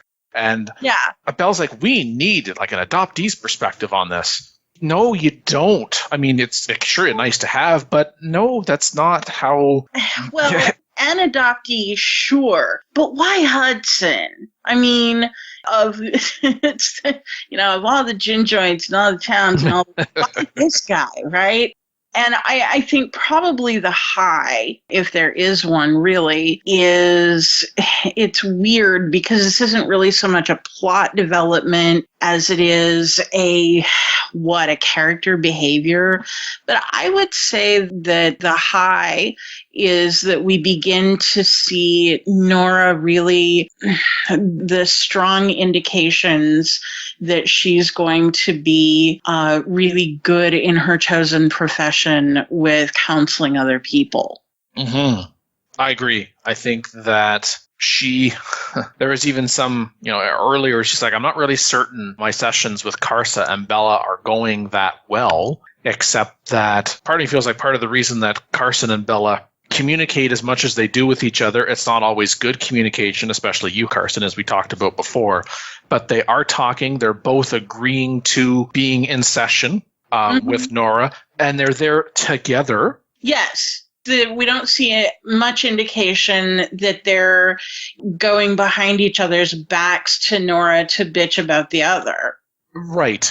Definitely that. And I actually had that on my high list for plot points as well. And to a lesser degree, not so much the counseling part, although you get even more informal sessions with Riley because, okay, I am transporting you to and from work when Nora's going to campus for classes, but Riley also sometimes, even though Nora doesn't want her to, Riley opens up and Nora is going to give her opinion, which is usually pretty solid. Riley doesn't always take it, but that's Riley's choice. Sure. Otherwise, I would say the season 4 highs. Reese pulled the trigger on the working relationship with Avery, which was no good for either of them. I kind of feel like maybe if Avery wasn't dealing with something very personal, that maybe Avery would have triggered that, but they had both built into their partnership arrangement that the other person can pull the plug at any time, and that's that. Interesting how they had equal powers in not only making decisions for the partnership, but an equal power to Enforce it. Yeah. Enforce it. I didn't get the sense that was the term that Avery and Bella had, but it's like, oh, okay, these two very headstrong women recognized, or just headstrong people for that matter, recognize that it's in the best of all of our interests that if we're both not in, then we're out. So yeah, kudos to Reese there. And Avery and Hudson was like, well, we've got to get her back. You got to get back. You got to talk about this. Avery was like, actually, no, we don't. Reese has made her decision, and I'm moving on. But she didn't give you time to process it. It doesn't matter, Hudson. We may not like it, but this is what we agreed to, and this is the best choice. If nothing else, Avery knows how to stick to the terms of a contract. Yes. Unlike Bella. What? Oh, yeah. I went back there. Saying, but sure. I went back there. And we already talked about like Max and Nora. They're continuing to work to better themselves and or bolster others. We got Max offering, even encouraging Carson to help him with his live streams for distraction, almost like Max is trying to keep Carson out of trouble, but Carson's perfectly capable of making trouble on his own. And does he ever make trouble? And it's almost weird that I put this as a high because I'm starting the sentence with Riley. Riley convinces Mann, who was the paramedic that first tended to Caden after his accident, to enter the mayoral race to challenge first and foremost Avery, but also Evelyn Pedro by extension. And then she chose to approach and convince Hudson to join her in this situation. Now, I'm not saying that Mann should have entered the race, but it was an interesting kind of wild card, I think there's a term Garrison used, into this race because now it's kind of this race to the bottom that we talked about before. Oh my gosh, do we really want Pedro in charge of this town, given his personal failings and questionable professional experience that really has anything to do with running a town, let alone people's issues with Avery. And I'm sorry, who is this Evelyn person? Oh, she's left and she's back again. Whereas Mann is someone who kind of seems like the anti-politician. This is not someone that had any ambition at all, but is kind of saying, I'm like the rest of you in this town, vote for me. And we can have our town move beyond these people who think very, very highly of themselves to find somewhere else to be. Yeah, it's like, vote for Mann. I'm not any of these other weirdos. I mean, it's interesting because one of the things that I talked about being a secondary school teacher before, history is one of the subjects that I've taught on and off from the beginning. And there's even it's a channel on YouTube, but specifically it's a video called The Rules for Rulers. And the relevant point for this is that the ruler that you want in power is not necessarily the person you want taking power away from someone else. In other words, Mann's platform is almost vote for me, I'm not them. Yes. But then once you're in power, now what the hell do I do? Because my whole focus was on having it so that you don't win. But in this immediate moment anyway, that's a very powerful message to the electorate of, I'm not different shades of any of these people. I'm a completely different shade. And so all of the pros and cons for the other three don't apply to me. It's all positive about me. So beyond the kind of long term, if man wins the election, oh my gosh, what does that mean for the town? It's at the very least, it's not any of these other people. The lows, I'll end on the lows and highs. The lows, we've already talked about. Belle agreeing to serve as Avery's legal representative and putting her child up for adoption. Sometimes we make mistakes, and it's like, yes, you should pay for those mistakes, but I think Avery more than paid for the mistake of asking Bella to represent her, as we've already been through. Hudson violating Avery's trust as one-upmanship on Riley. Reese trying to wedge herself between Hudson and Avery for personal gain at their expense. And then Riley effectively, we haven't even talked about this because there was so much else to dissect, but Riley effectively threw herself at Garrison, seeing him as a fitting successor to Gary and a blood relative, no less. Oh, and also for lows, everything involving Carson. Yeah. I don't know. To me too that Carson was maybe the quieter between him and Caleb, and Caleb's not around anymore on a daily basis to run him around or hog the spotlight. So I don't know, maybe Carson just gets to do more stuff because of that. Beware the quiet ones. They're not loud. They're spending their energies on other things that they're trying to be low on the radar because they don't need to be bolstery and front and center and in your face to get attention. They will get attention through other actions and other statements. And I kind of feel like, oh man, Carson was too quiet. And here's why: you're too quiet. You should be very, very concerned. Yeah, I can see that too. Others just kind of lows and highs bleeding over. Reese trying to strong-arm Garrison into getting Pedro to drop out of the mayoral race and endorse Avery for the position instead. That just kind of seemed like, hey, this is so outrageous. Do you want to do it? No? All right. Yeah. So here's my take, and maybe I don't know how much you're online, but I'm starting to see stuff from one social media site bleeding over into another. And there's a subreddit called Am I the Asshole? Yes, I've heard of it. And one of the designations for an answer is ESH, which stands for Everyone Sucks Here. And I'm beginning to think that with the exception of Max and Nora, that's the designation that this town needs.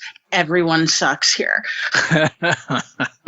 And again, everything is relative. So maybe Max and Nora, unfortunately, you also fall into that heading because you interact with these other people. Still, why?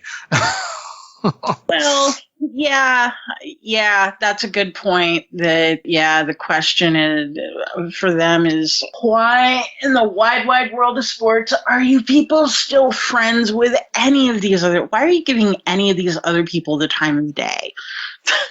I mean, Pedro's a questionable individual himself, but as established in a previous season, he does have twins himself. So I'd be like, okay, I could see why there might actually be value in that relationship for Max and Nora. Let alone all of the other probably very nice people that are just too quiet and therefore they're not on the show because they don't speak up for themselves about why they should be on the show.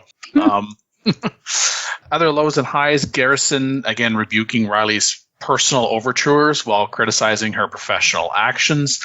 It was kind of like, yeah, you could just rebuke Riley and leave the rest of it out, even though, fine, what you're saying is true, but it was just kind of all you have to do is say no, Garrison, but you had to take it one step further, which kind of also goes for maybe to why, again, you don't really care for Garrison, Jennifer, and I kind of feel like Garrison, it's like, okay, already, move on.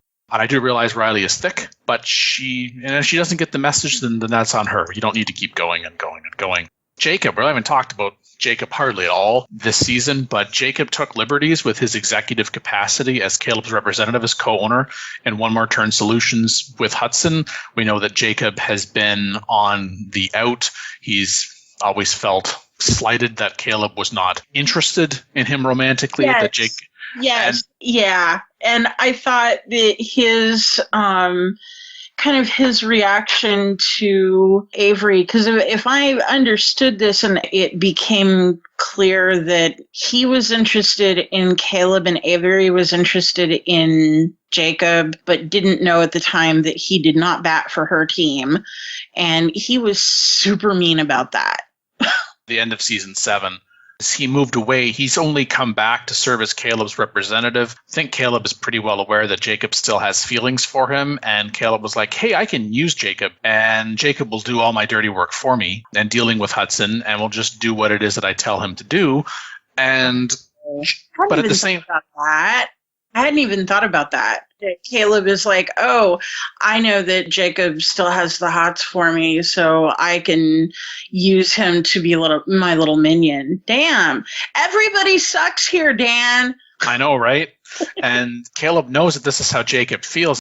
I certainly expect that he led Jacob on. That was like, oh, maybe we could try something. But for right now, I need you to do this for me. This kind of, and if you do this for me, then, well, who's to say what's going to happen in the future?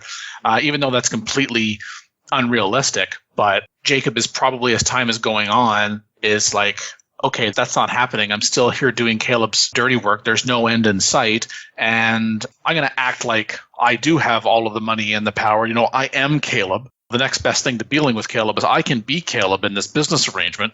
And Hudson's like, I don't think so. I'm not playing these games with you anymore, Jacob.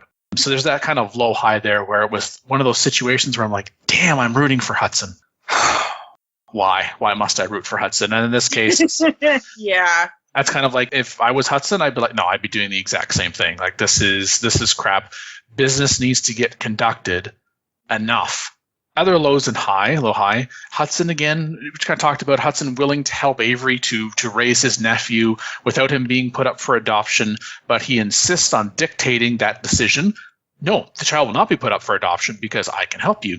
So he's using the emotional blackmail that we talked about before and the public shaming and coercion and, and it's just, and he's willing to let this come at the expense of what seems to be more than just a hookup arrangement with Avery. Maybe more so from Avery's perspective than Hudson in terms of having romantic feelings, because it seems like Avery is developing romantic feelings for Hudson, and Hudson is developing these kind of paternal feelings and feels like Avery is now his chance to step into a parental role, even though Riley rightly points out you're being reactive and it shouldn't be about you being a parent, right? It should be about you wanting to do the right thing for the child. And that I'm not certain that you're making that decision here, but only partial fairness to Hudson. That's good advice, but it's coming from Riley, so he's probably one in ear and out the other. But still, she has a good point, and Hudson's like, no.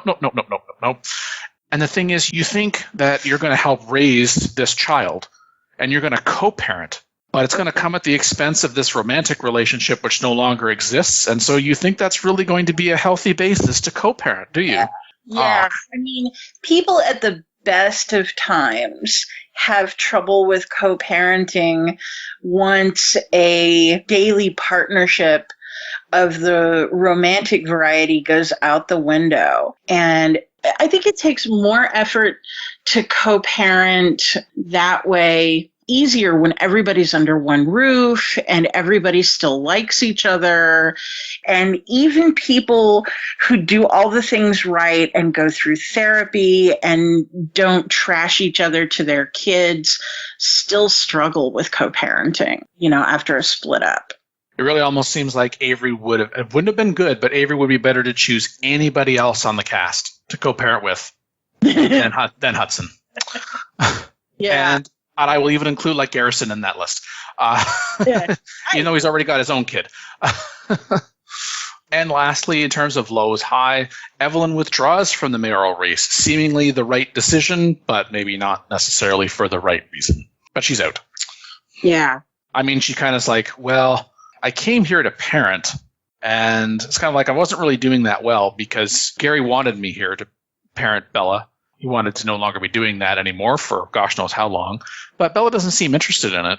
But at the same time, Evelyn's confusion is kind of justified because Bella doesn't want to be parented by me, but she's willing to take direction from me as a mayoral candidate, and she's my campaign manager. So we're still seeing each other daily. And, this is an opportunity for me to parent at the same time. And then, well... Yeah, no.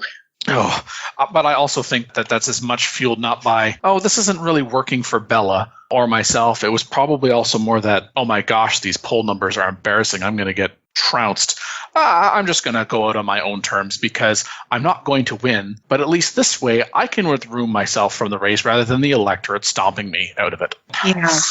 I just find it interesting and disturbingly understandable how willing Bella is to be involved with Evelyn, even though Evelyn is a terrible human being, because it gives Bella a chance to have that relationship, but to be the one in charge for a change.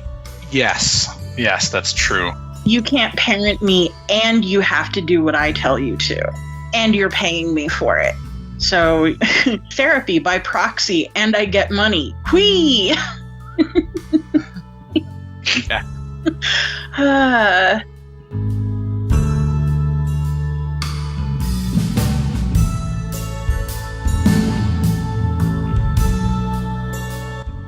And that's wow. Yeah, that's okay. I agree with Avery. And I agree with Hudson. I agree with Avery again. No, I agree with Hudson. And it just kind of goes back to actually what you said in the season 7 commentary, Jennifer. Man, these two deserve each other. Oh. I love the self-righteous prick comment. Yeah. She is good at calling a spade a spade. No, the thing that blows me away is that last line from her, where I think that's maybe the most self-awareness we're going to get out of her this season anyhow. She's realizing that she has no business allowing herself to get attached, because I think deep down, and probably not that far deep down, she knows she has no business trying to be anybody's mother. I'm not sure she has any business trying to run anybody's Tamagotchi. You see, kids, there was this toy. Never mind trying to care for a live human. Yeah, I don't think Hudson quite has the self-awareness for himself right now, though. You do realize, dude, that you're talking about, if not being this child's father, then being a father figure. Are you seriously going to stay with Avery for the kid? And if you can agree to that, and Avery can agree to that, I'm not really certain that's healthy for the kid. I said, Hudson said, Hudson said I didn't plan to do this, but I don't think Hudson's planning to do much of anything. Hudson seems to be doing a lot of reacting in this season. Hudson is being led by the gland to do all sorts of dumb things.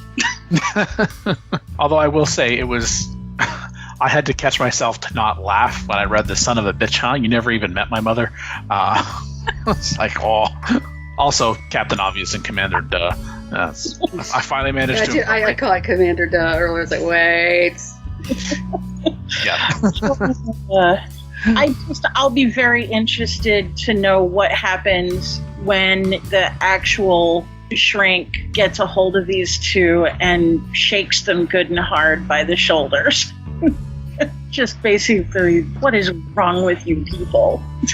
I can just see it now. Avery's like, Hudson, did you call Nora yet?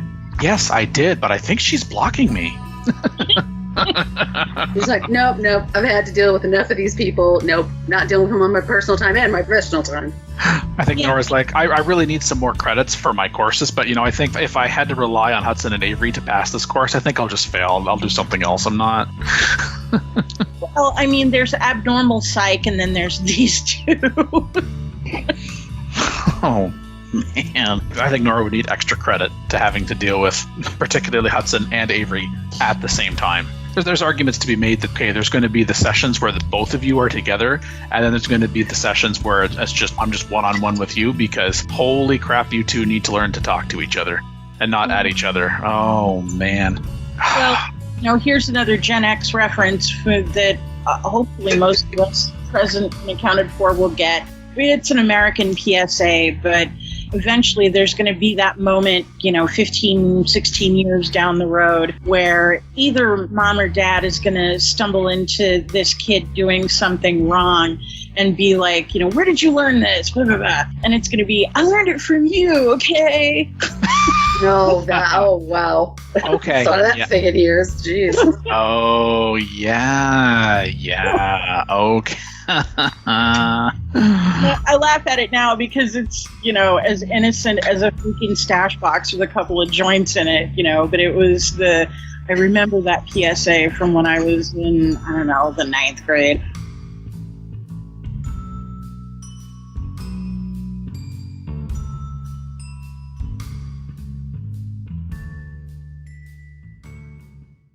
Did season 8 meet, exceed, or fall short of your expectations, and why? My expectations were to be entertained on some level, and I definitely was. There were funny moments, I guess some cringe-worthy moments, and I had fun recording, so I would definitely say it met my expectations.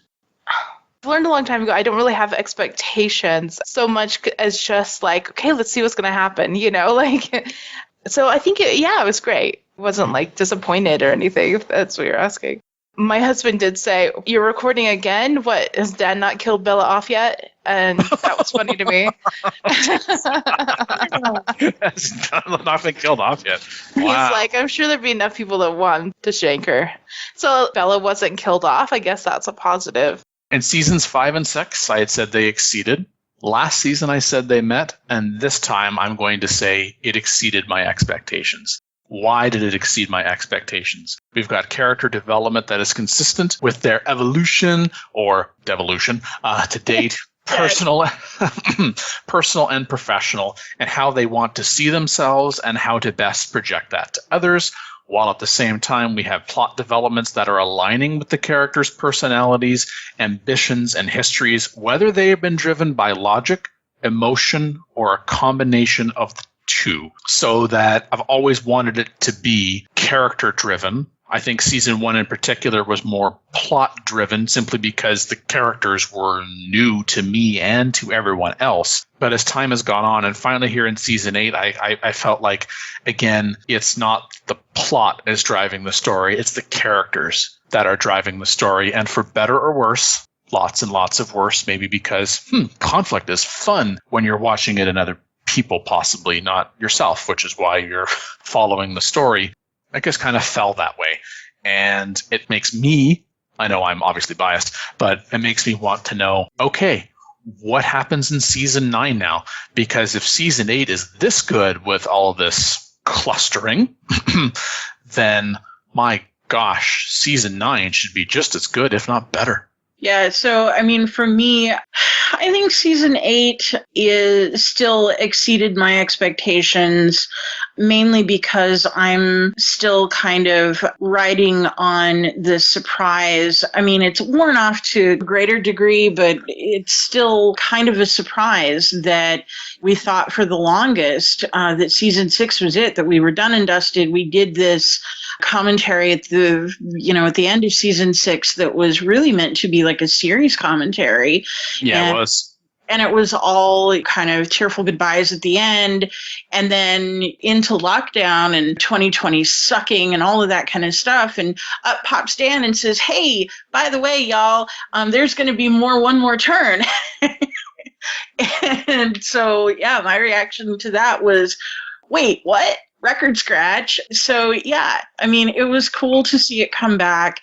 And I agree, to see these characters remaining as perfectly imperfect as they are, continuing to progress in ways that are logically illogical for all of them. And I feel like season 8 benefited from having season 7, because season 7 was very much written for there to be more, whereas season 6, as you said, it was ending. That season 6 had its 13 episodes. I tacked on another 6 to make it a supersized season, but because it was the last season, I did a season 6 commentary, and then we had the series commentary that you were a part of, that you mentioned, Jennifer, and then wrapped it up. So season 7 kind of met expectations because, okay, now there's reasons to continue, but it still felt kind of uncertain because it's like, is it as good as what it was before? I mean, it made it very clear that I wanted this to be a continuation, not a reboot, not a reimagining, not a retconning, like none of that. But sometimes it's like, should I have just left it alone And as you said, we got into lockdown in 2020. There is no COVID, at least being talked about in the show. And in my mind, COVID is not a thing, because if it was a thing or something equivalent, it would have to be acknowledged in some way. Otherwise, that would be doing a disservice. But I made the active choice that we're not going to talk about this in this show. And because of that, because of the time, and it made me revisit the show, because I did feel, and I remember Candace specifically saying, I felt a little rushed at the end in those last 6 episodes, because I wanted to wrap it up, but there were some things that were just left unsaid or inferred, and as fast as this moved, I'm still remembering Annalise commenting in reference to the Gilmore Girls, that, wow, lots of things happened here, blink, blink, wait, what? There were still things that I wanted to kind of slow down and go back and revisit and expand on. Certainly after season 8, it's like, okay, there's this momentum that is just as good, if not better, than anything we did in the first 6 seasons. And it's rightfully a continuation for these perfectly imperfect people. Yep.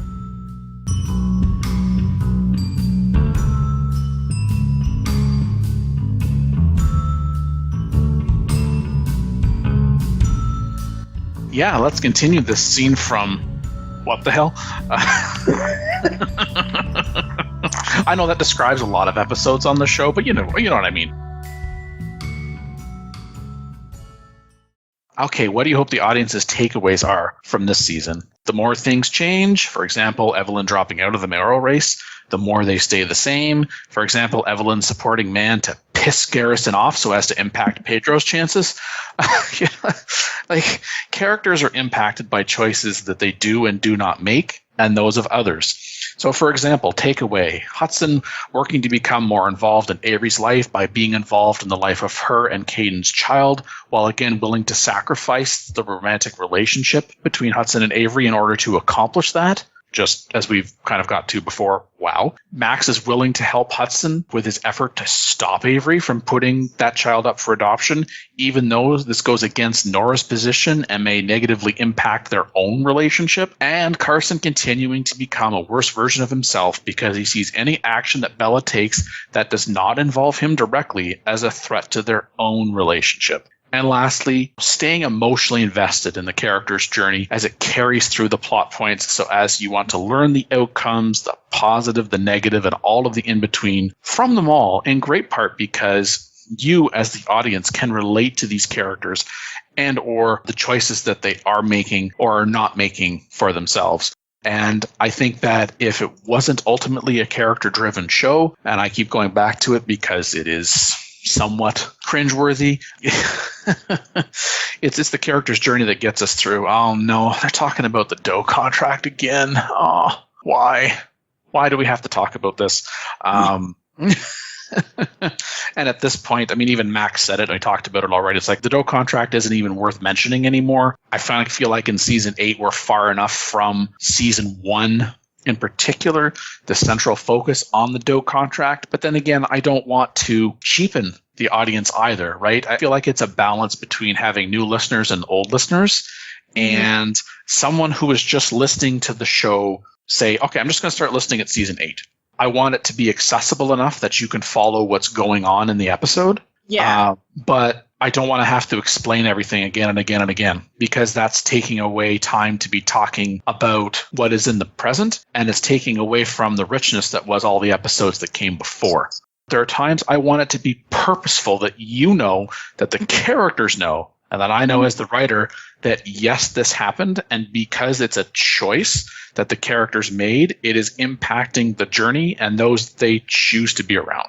Yeah, we're not meta enough to be like The Simpsons, where we're doing the whole broad nudge, nudge, wink, wink. We know this happened, but we know we've never talked about it since, and we're not going to, because that's not the kind of show this is. But yeah, it's nice to be able to have something that people can just kind of pick up and start following. It's not that you can't tell all the players without a scorecard, but it's nice to reward listeners who've been with us from the beginning by small references here and there back to stuff that's been a while. And I will absolutely agree with your original answer, hoping what the audience's takeaways are. We may have different people doing these things, but yeah, people are still making the same goofy, effed up decisions and still having the same things coming back to bite them when they do. So, there's a certain amount of comfortingness to that. What I hope that people come away with is if they picked it up at season 7 or 8, I hope they like it enough to be like, oh, hey, there's more? I need to go back and start from the beginning and do that and then be like, oh, man, I really can't wait for the next season. Sometimes I feel like we have a hard time following along when we're, just reading it sometimes because we're like, there's so much. We go so fast. It feels like a Gilmore Girls episode sometimes. We're just like, if you are familiar with that. Annalee, for dropping that reference.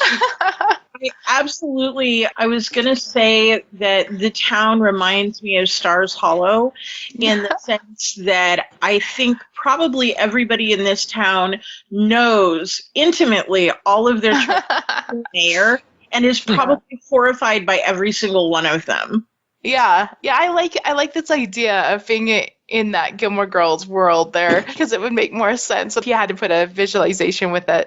And we do speak very quickly. We're not taking time to think of our witty comebacks just like they do, and I feel like they just go so fast. Just seems to be a big race to the bottom, right? Yeah. But I do hope they enjoy it. I hope that they're as surprised as we were to see that there was a baby involved and that Hudson wants it. What do I hope the audience take away from this season? I hope they were also entertained, and I hope they find some of the characters appealing.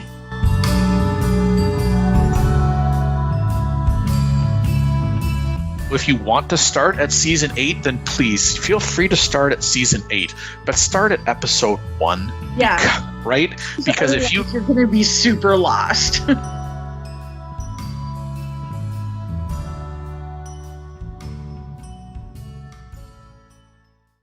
What is one wish for your character? And I guess I would say to grow up, Shakespeare. And almost in a way, hope you grow up again, because it's not like you were never there and you should have been there. You were there, right. And you should know better, and you did know better. And sure, you could argue that it's, in some respects, for some people, you don't have to try as hard to be an ass, because you can just kind of let your emotions and your mood guide you, which may very well be that, some days you're okay, but most of the time you're varying degrees of a jerk because you're making it all about you, and you are either the only victim, and Bella calls him on that, you're the only victim, or you are always the victim, which actually also makes him a bit like Riley. He's very good now at making everything about him. And guess what, dude? It's not all about you. But the problem is, because you're making it all about you, you are now impacting other people around you. And, it's kind of like how I view myself being a secondary school teacher. It's, yes, if you're being self-destructive, that is definitely something that we need to look at. But in that moment, you're disrupting others. That's something that requires immediate attention. And all of these characters need assistance to one degree or another, but Carson needs a big old timeout and a big old wake-up call. Yeah. I would like to see that Bella puts on her big girl pants again and stands up a little bit for herself, more of saying, you know what? I know that we have a history of being jerks, but maybe we can stop being jerks to each other, to her husband at the very least, I'd like to see her find her self-confidence, even if that means she's a jerk again, still, or worse or more. But, for the sake of, I've been attached to Bella for several years now, I think, to her story. I don't want to say redeem herself, because that's not quite right. I don't know if she'd be as exciting or as fun if she was nice, but I'd like to see her at least not take that crap. That's what it is, yeah. Somewhere between not necessarily walking over everybody or anybody, but just not get walked on. Yeah, I maybe become a person who is self-confident enough that they don't need to step on other people, and they don't allow other people to step on them, right? Yeah, that makes sense to me. Yeah, I'd like that for her. Which is very consistent with what you were saying with regards to her this season anyway. Yeah. And maybe, if we can keep her out of prison and keep her from getting shanked, that'd be great too. Well, if she keeps going the way she is, the way she's being so liberal with her lawyer's license, it would be really bad for the lawyer to find themselves in jail. Much more likely to get sued, too. Why has she not been sued? Because that happens a lot to attorneys.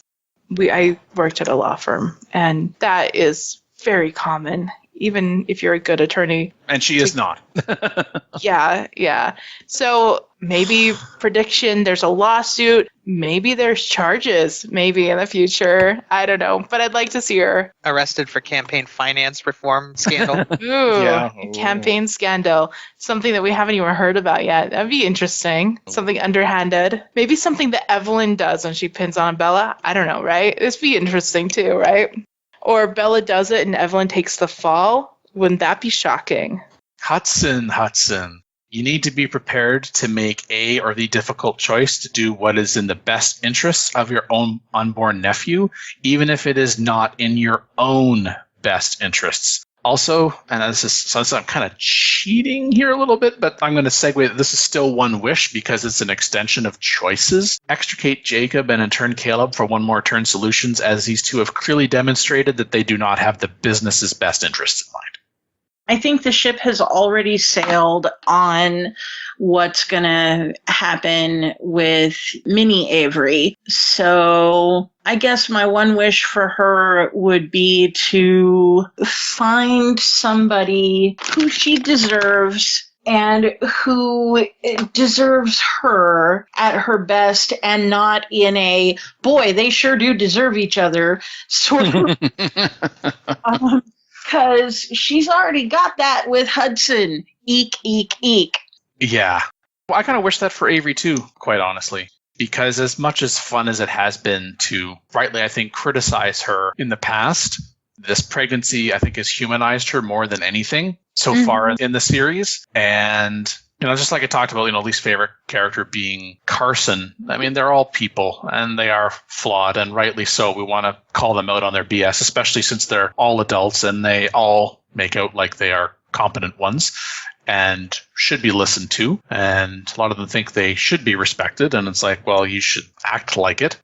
I mean, if they were all respectful individuals, we probably wouldn't be having this commentary because there'd be no show, because there probably wouldn't be much, if any, conflict. Right. But Avery, I don't know, it does kind of feel like that weird, like Avery and Hudson are better versions of themselves because they are together, but part of that better realization should be that they shouldn't be together. Yeah. It's unfortunate. It's like as soon as you come to that realization that we're better people, I can continue to be a better person. I don't have to be with that person to do that, right? It took being together to realize that they had the capacity for that in some respects, but also the willingness and ability, especially the willingness to act on it. But they're both intelligent people, but they don't always use that intelligence for good, either for themselves or others, that they love each other enough to not be together. Yeah. And I'm fairly sure that Hudson is at best Mr. Right Now. he I don't know that he's anybody's Mr. Right, but least of all Avery. I think he's capable of being a parent, but I don't think he's there yet. And even if he is capable, I'm not certain he's prepared to act on it, whereas Avery clearly is, which actually makes part of me want her to, no. Oh my gosh, look at this. You're thinking about somebody else. You're planning this. No, you should raise this child. You know what I mean? It's kind of. I'm a bit torn myself. I mean, I could see her being a mother-ish, maybe. I could see where that would grow her up and make her the very best version of herself, but I could also see where that would be just awful and terrible and do nothing but add more evil to the sum total in the world. Yeah, the best version of yourself is not necessarily a good of anything. Yeah. It's almost like a movie that, wow, this movie is really, really good. But because it's so awesome, it should not have a sequel. Yeah. Whereas, right, this movie is so bad, its only redemption is a sequel, but it's so bad, it should not be rewarded with a sequel. There's that middle overlap, like in a Venn diagram, which is like, this movie was good, but it will only get better if there is a sequel, and there are so few that I feel overlap that. That's kind of how I feel like about Hudson and Avery. It's just, you know, like, you should get this, but you shouldn't get this because that means you shouldn't have it. You know, it's just, it's awful, but I think they're better off going their separate ways.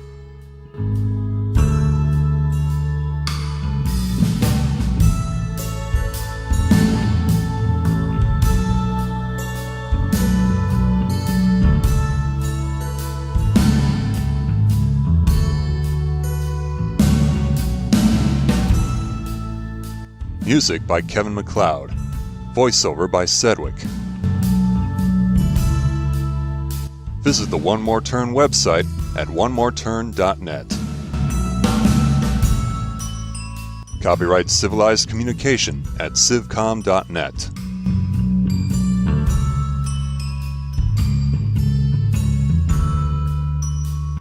I love that you've built in for yourself, I guess, as a luxury as a writer, you have your very own Captain Exposition in the person of Max, who's too happy to be incredibly meta that way and just explain any number of things to anybody new, because that's just how Max rolls.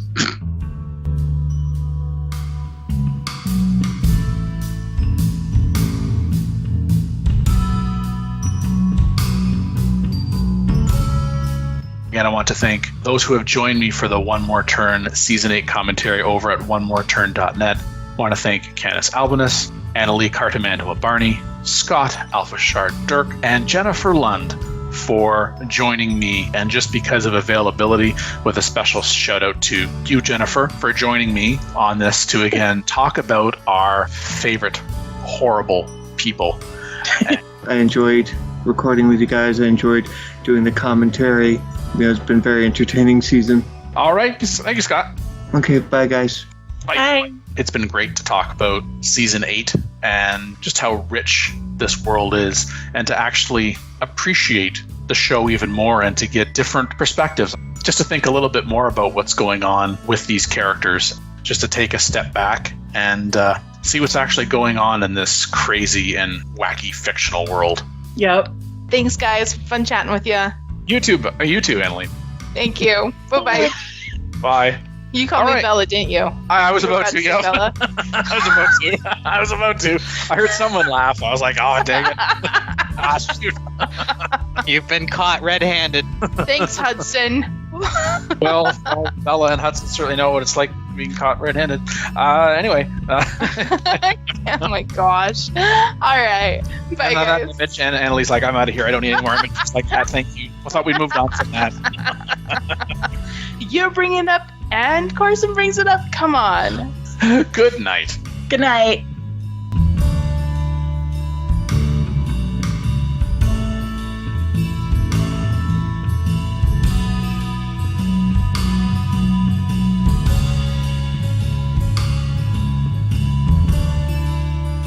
Can you imagine that? Can you imagine a person that would just want to record conversations for hours on end to see if there was anything useful to use afterwards to share publicly? I mean, really? Oh. Oh, Dan.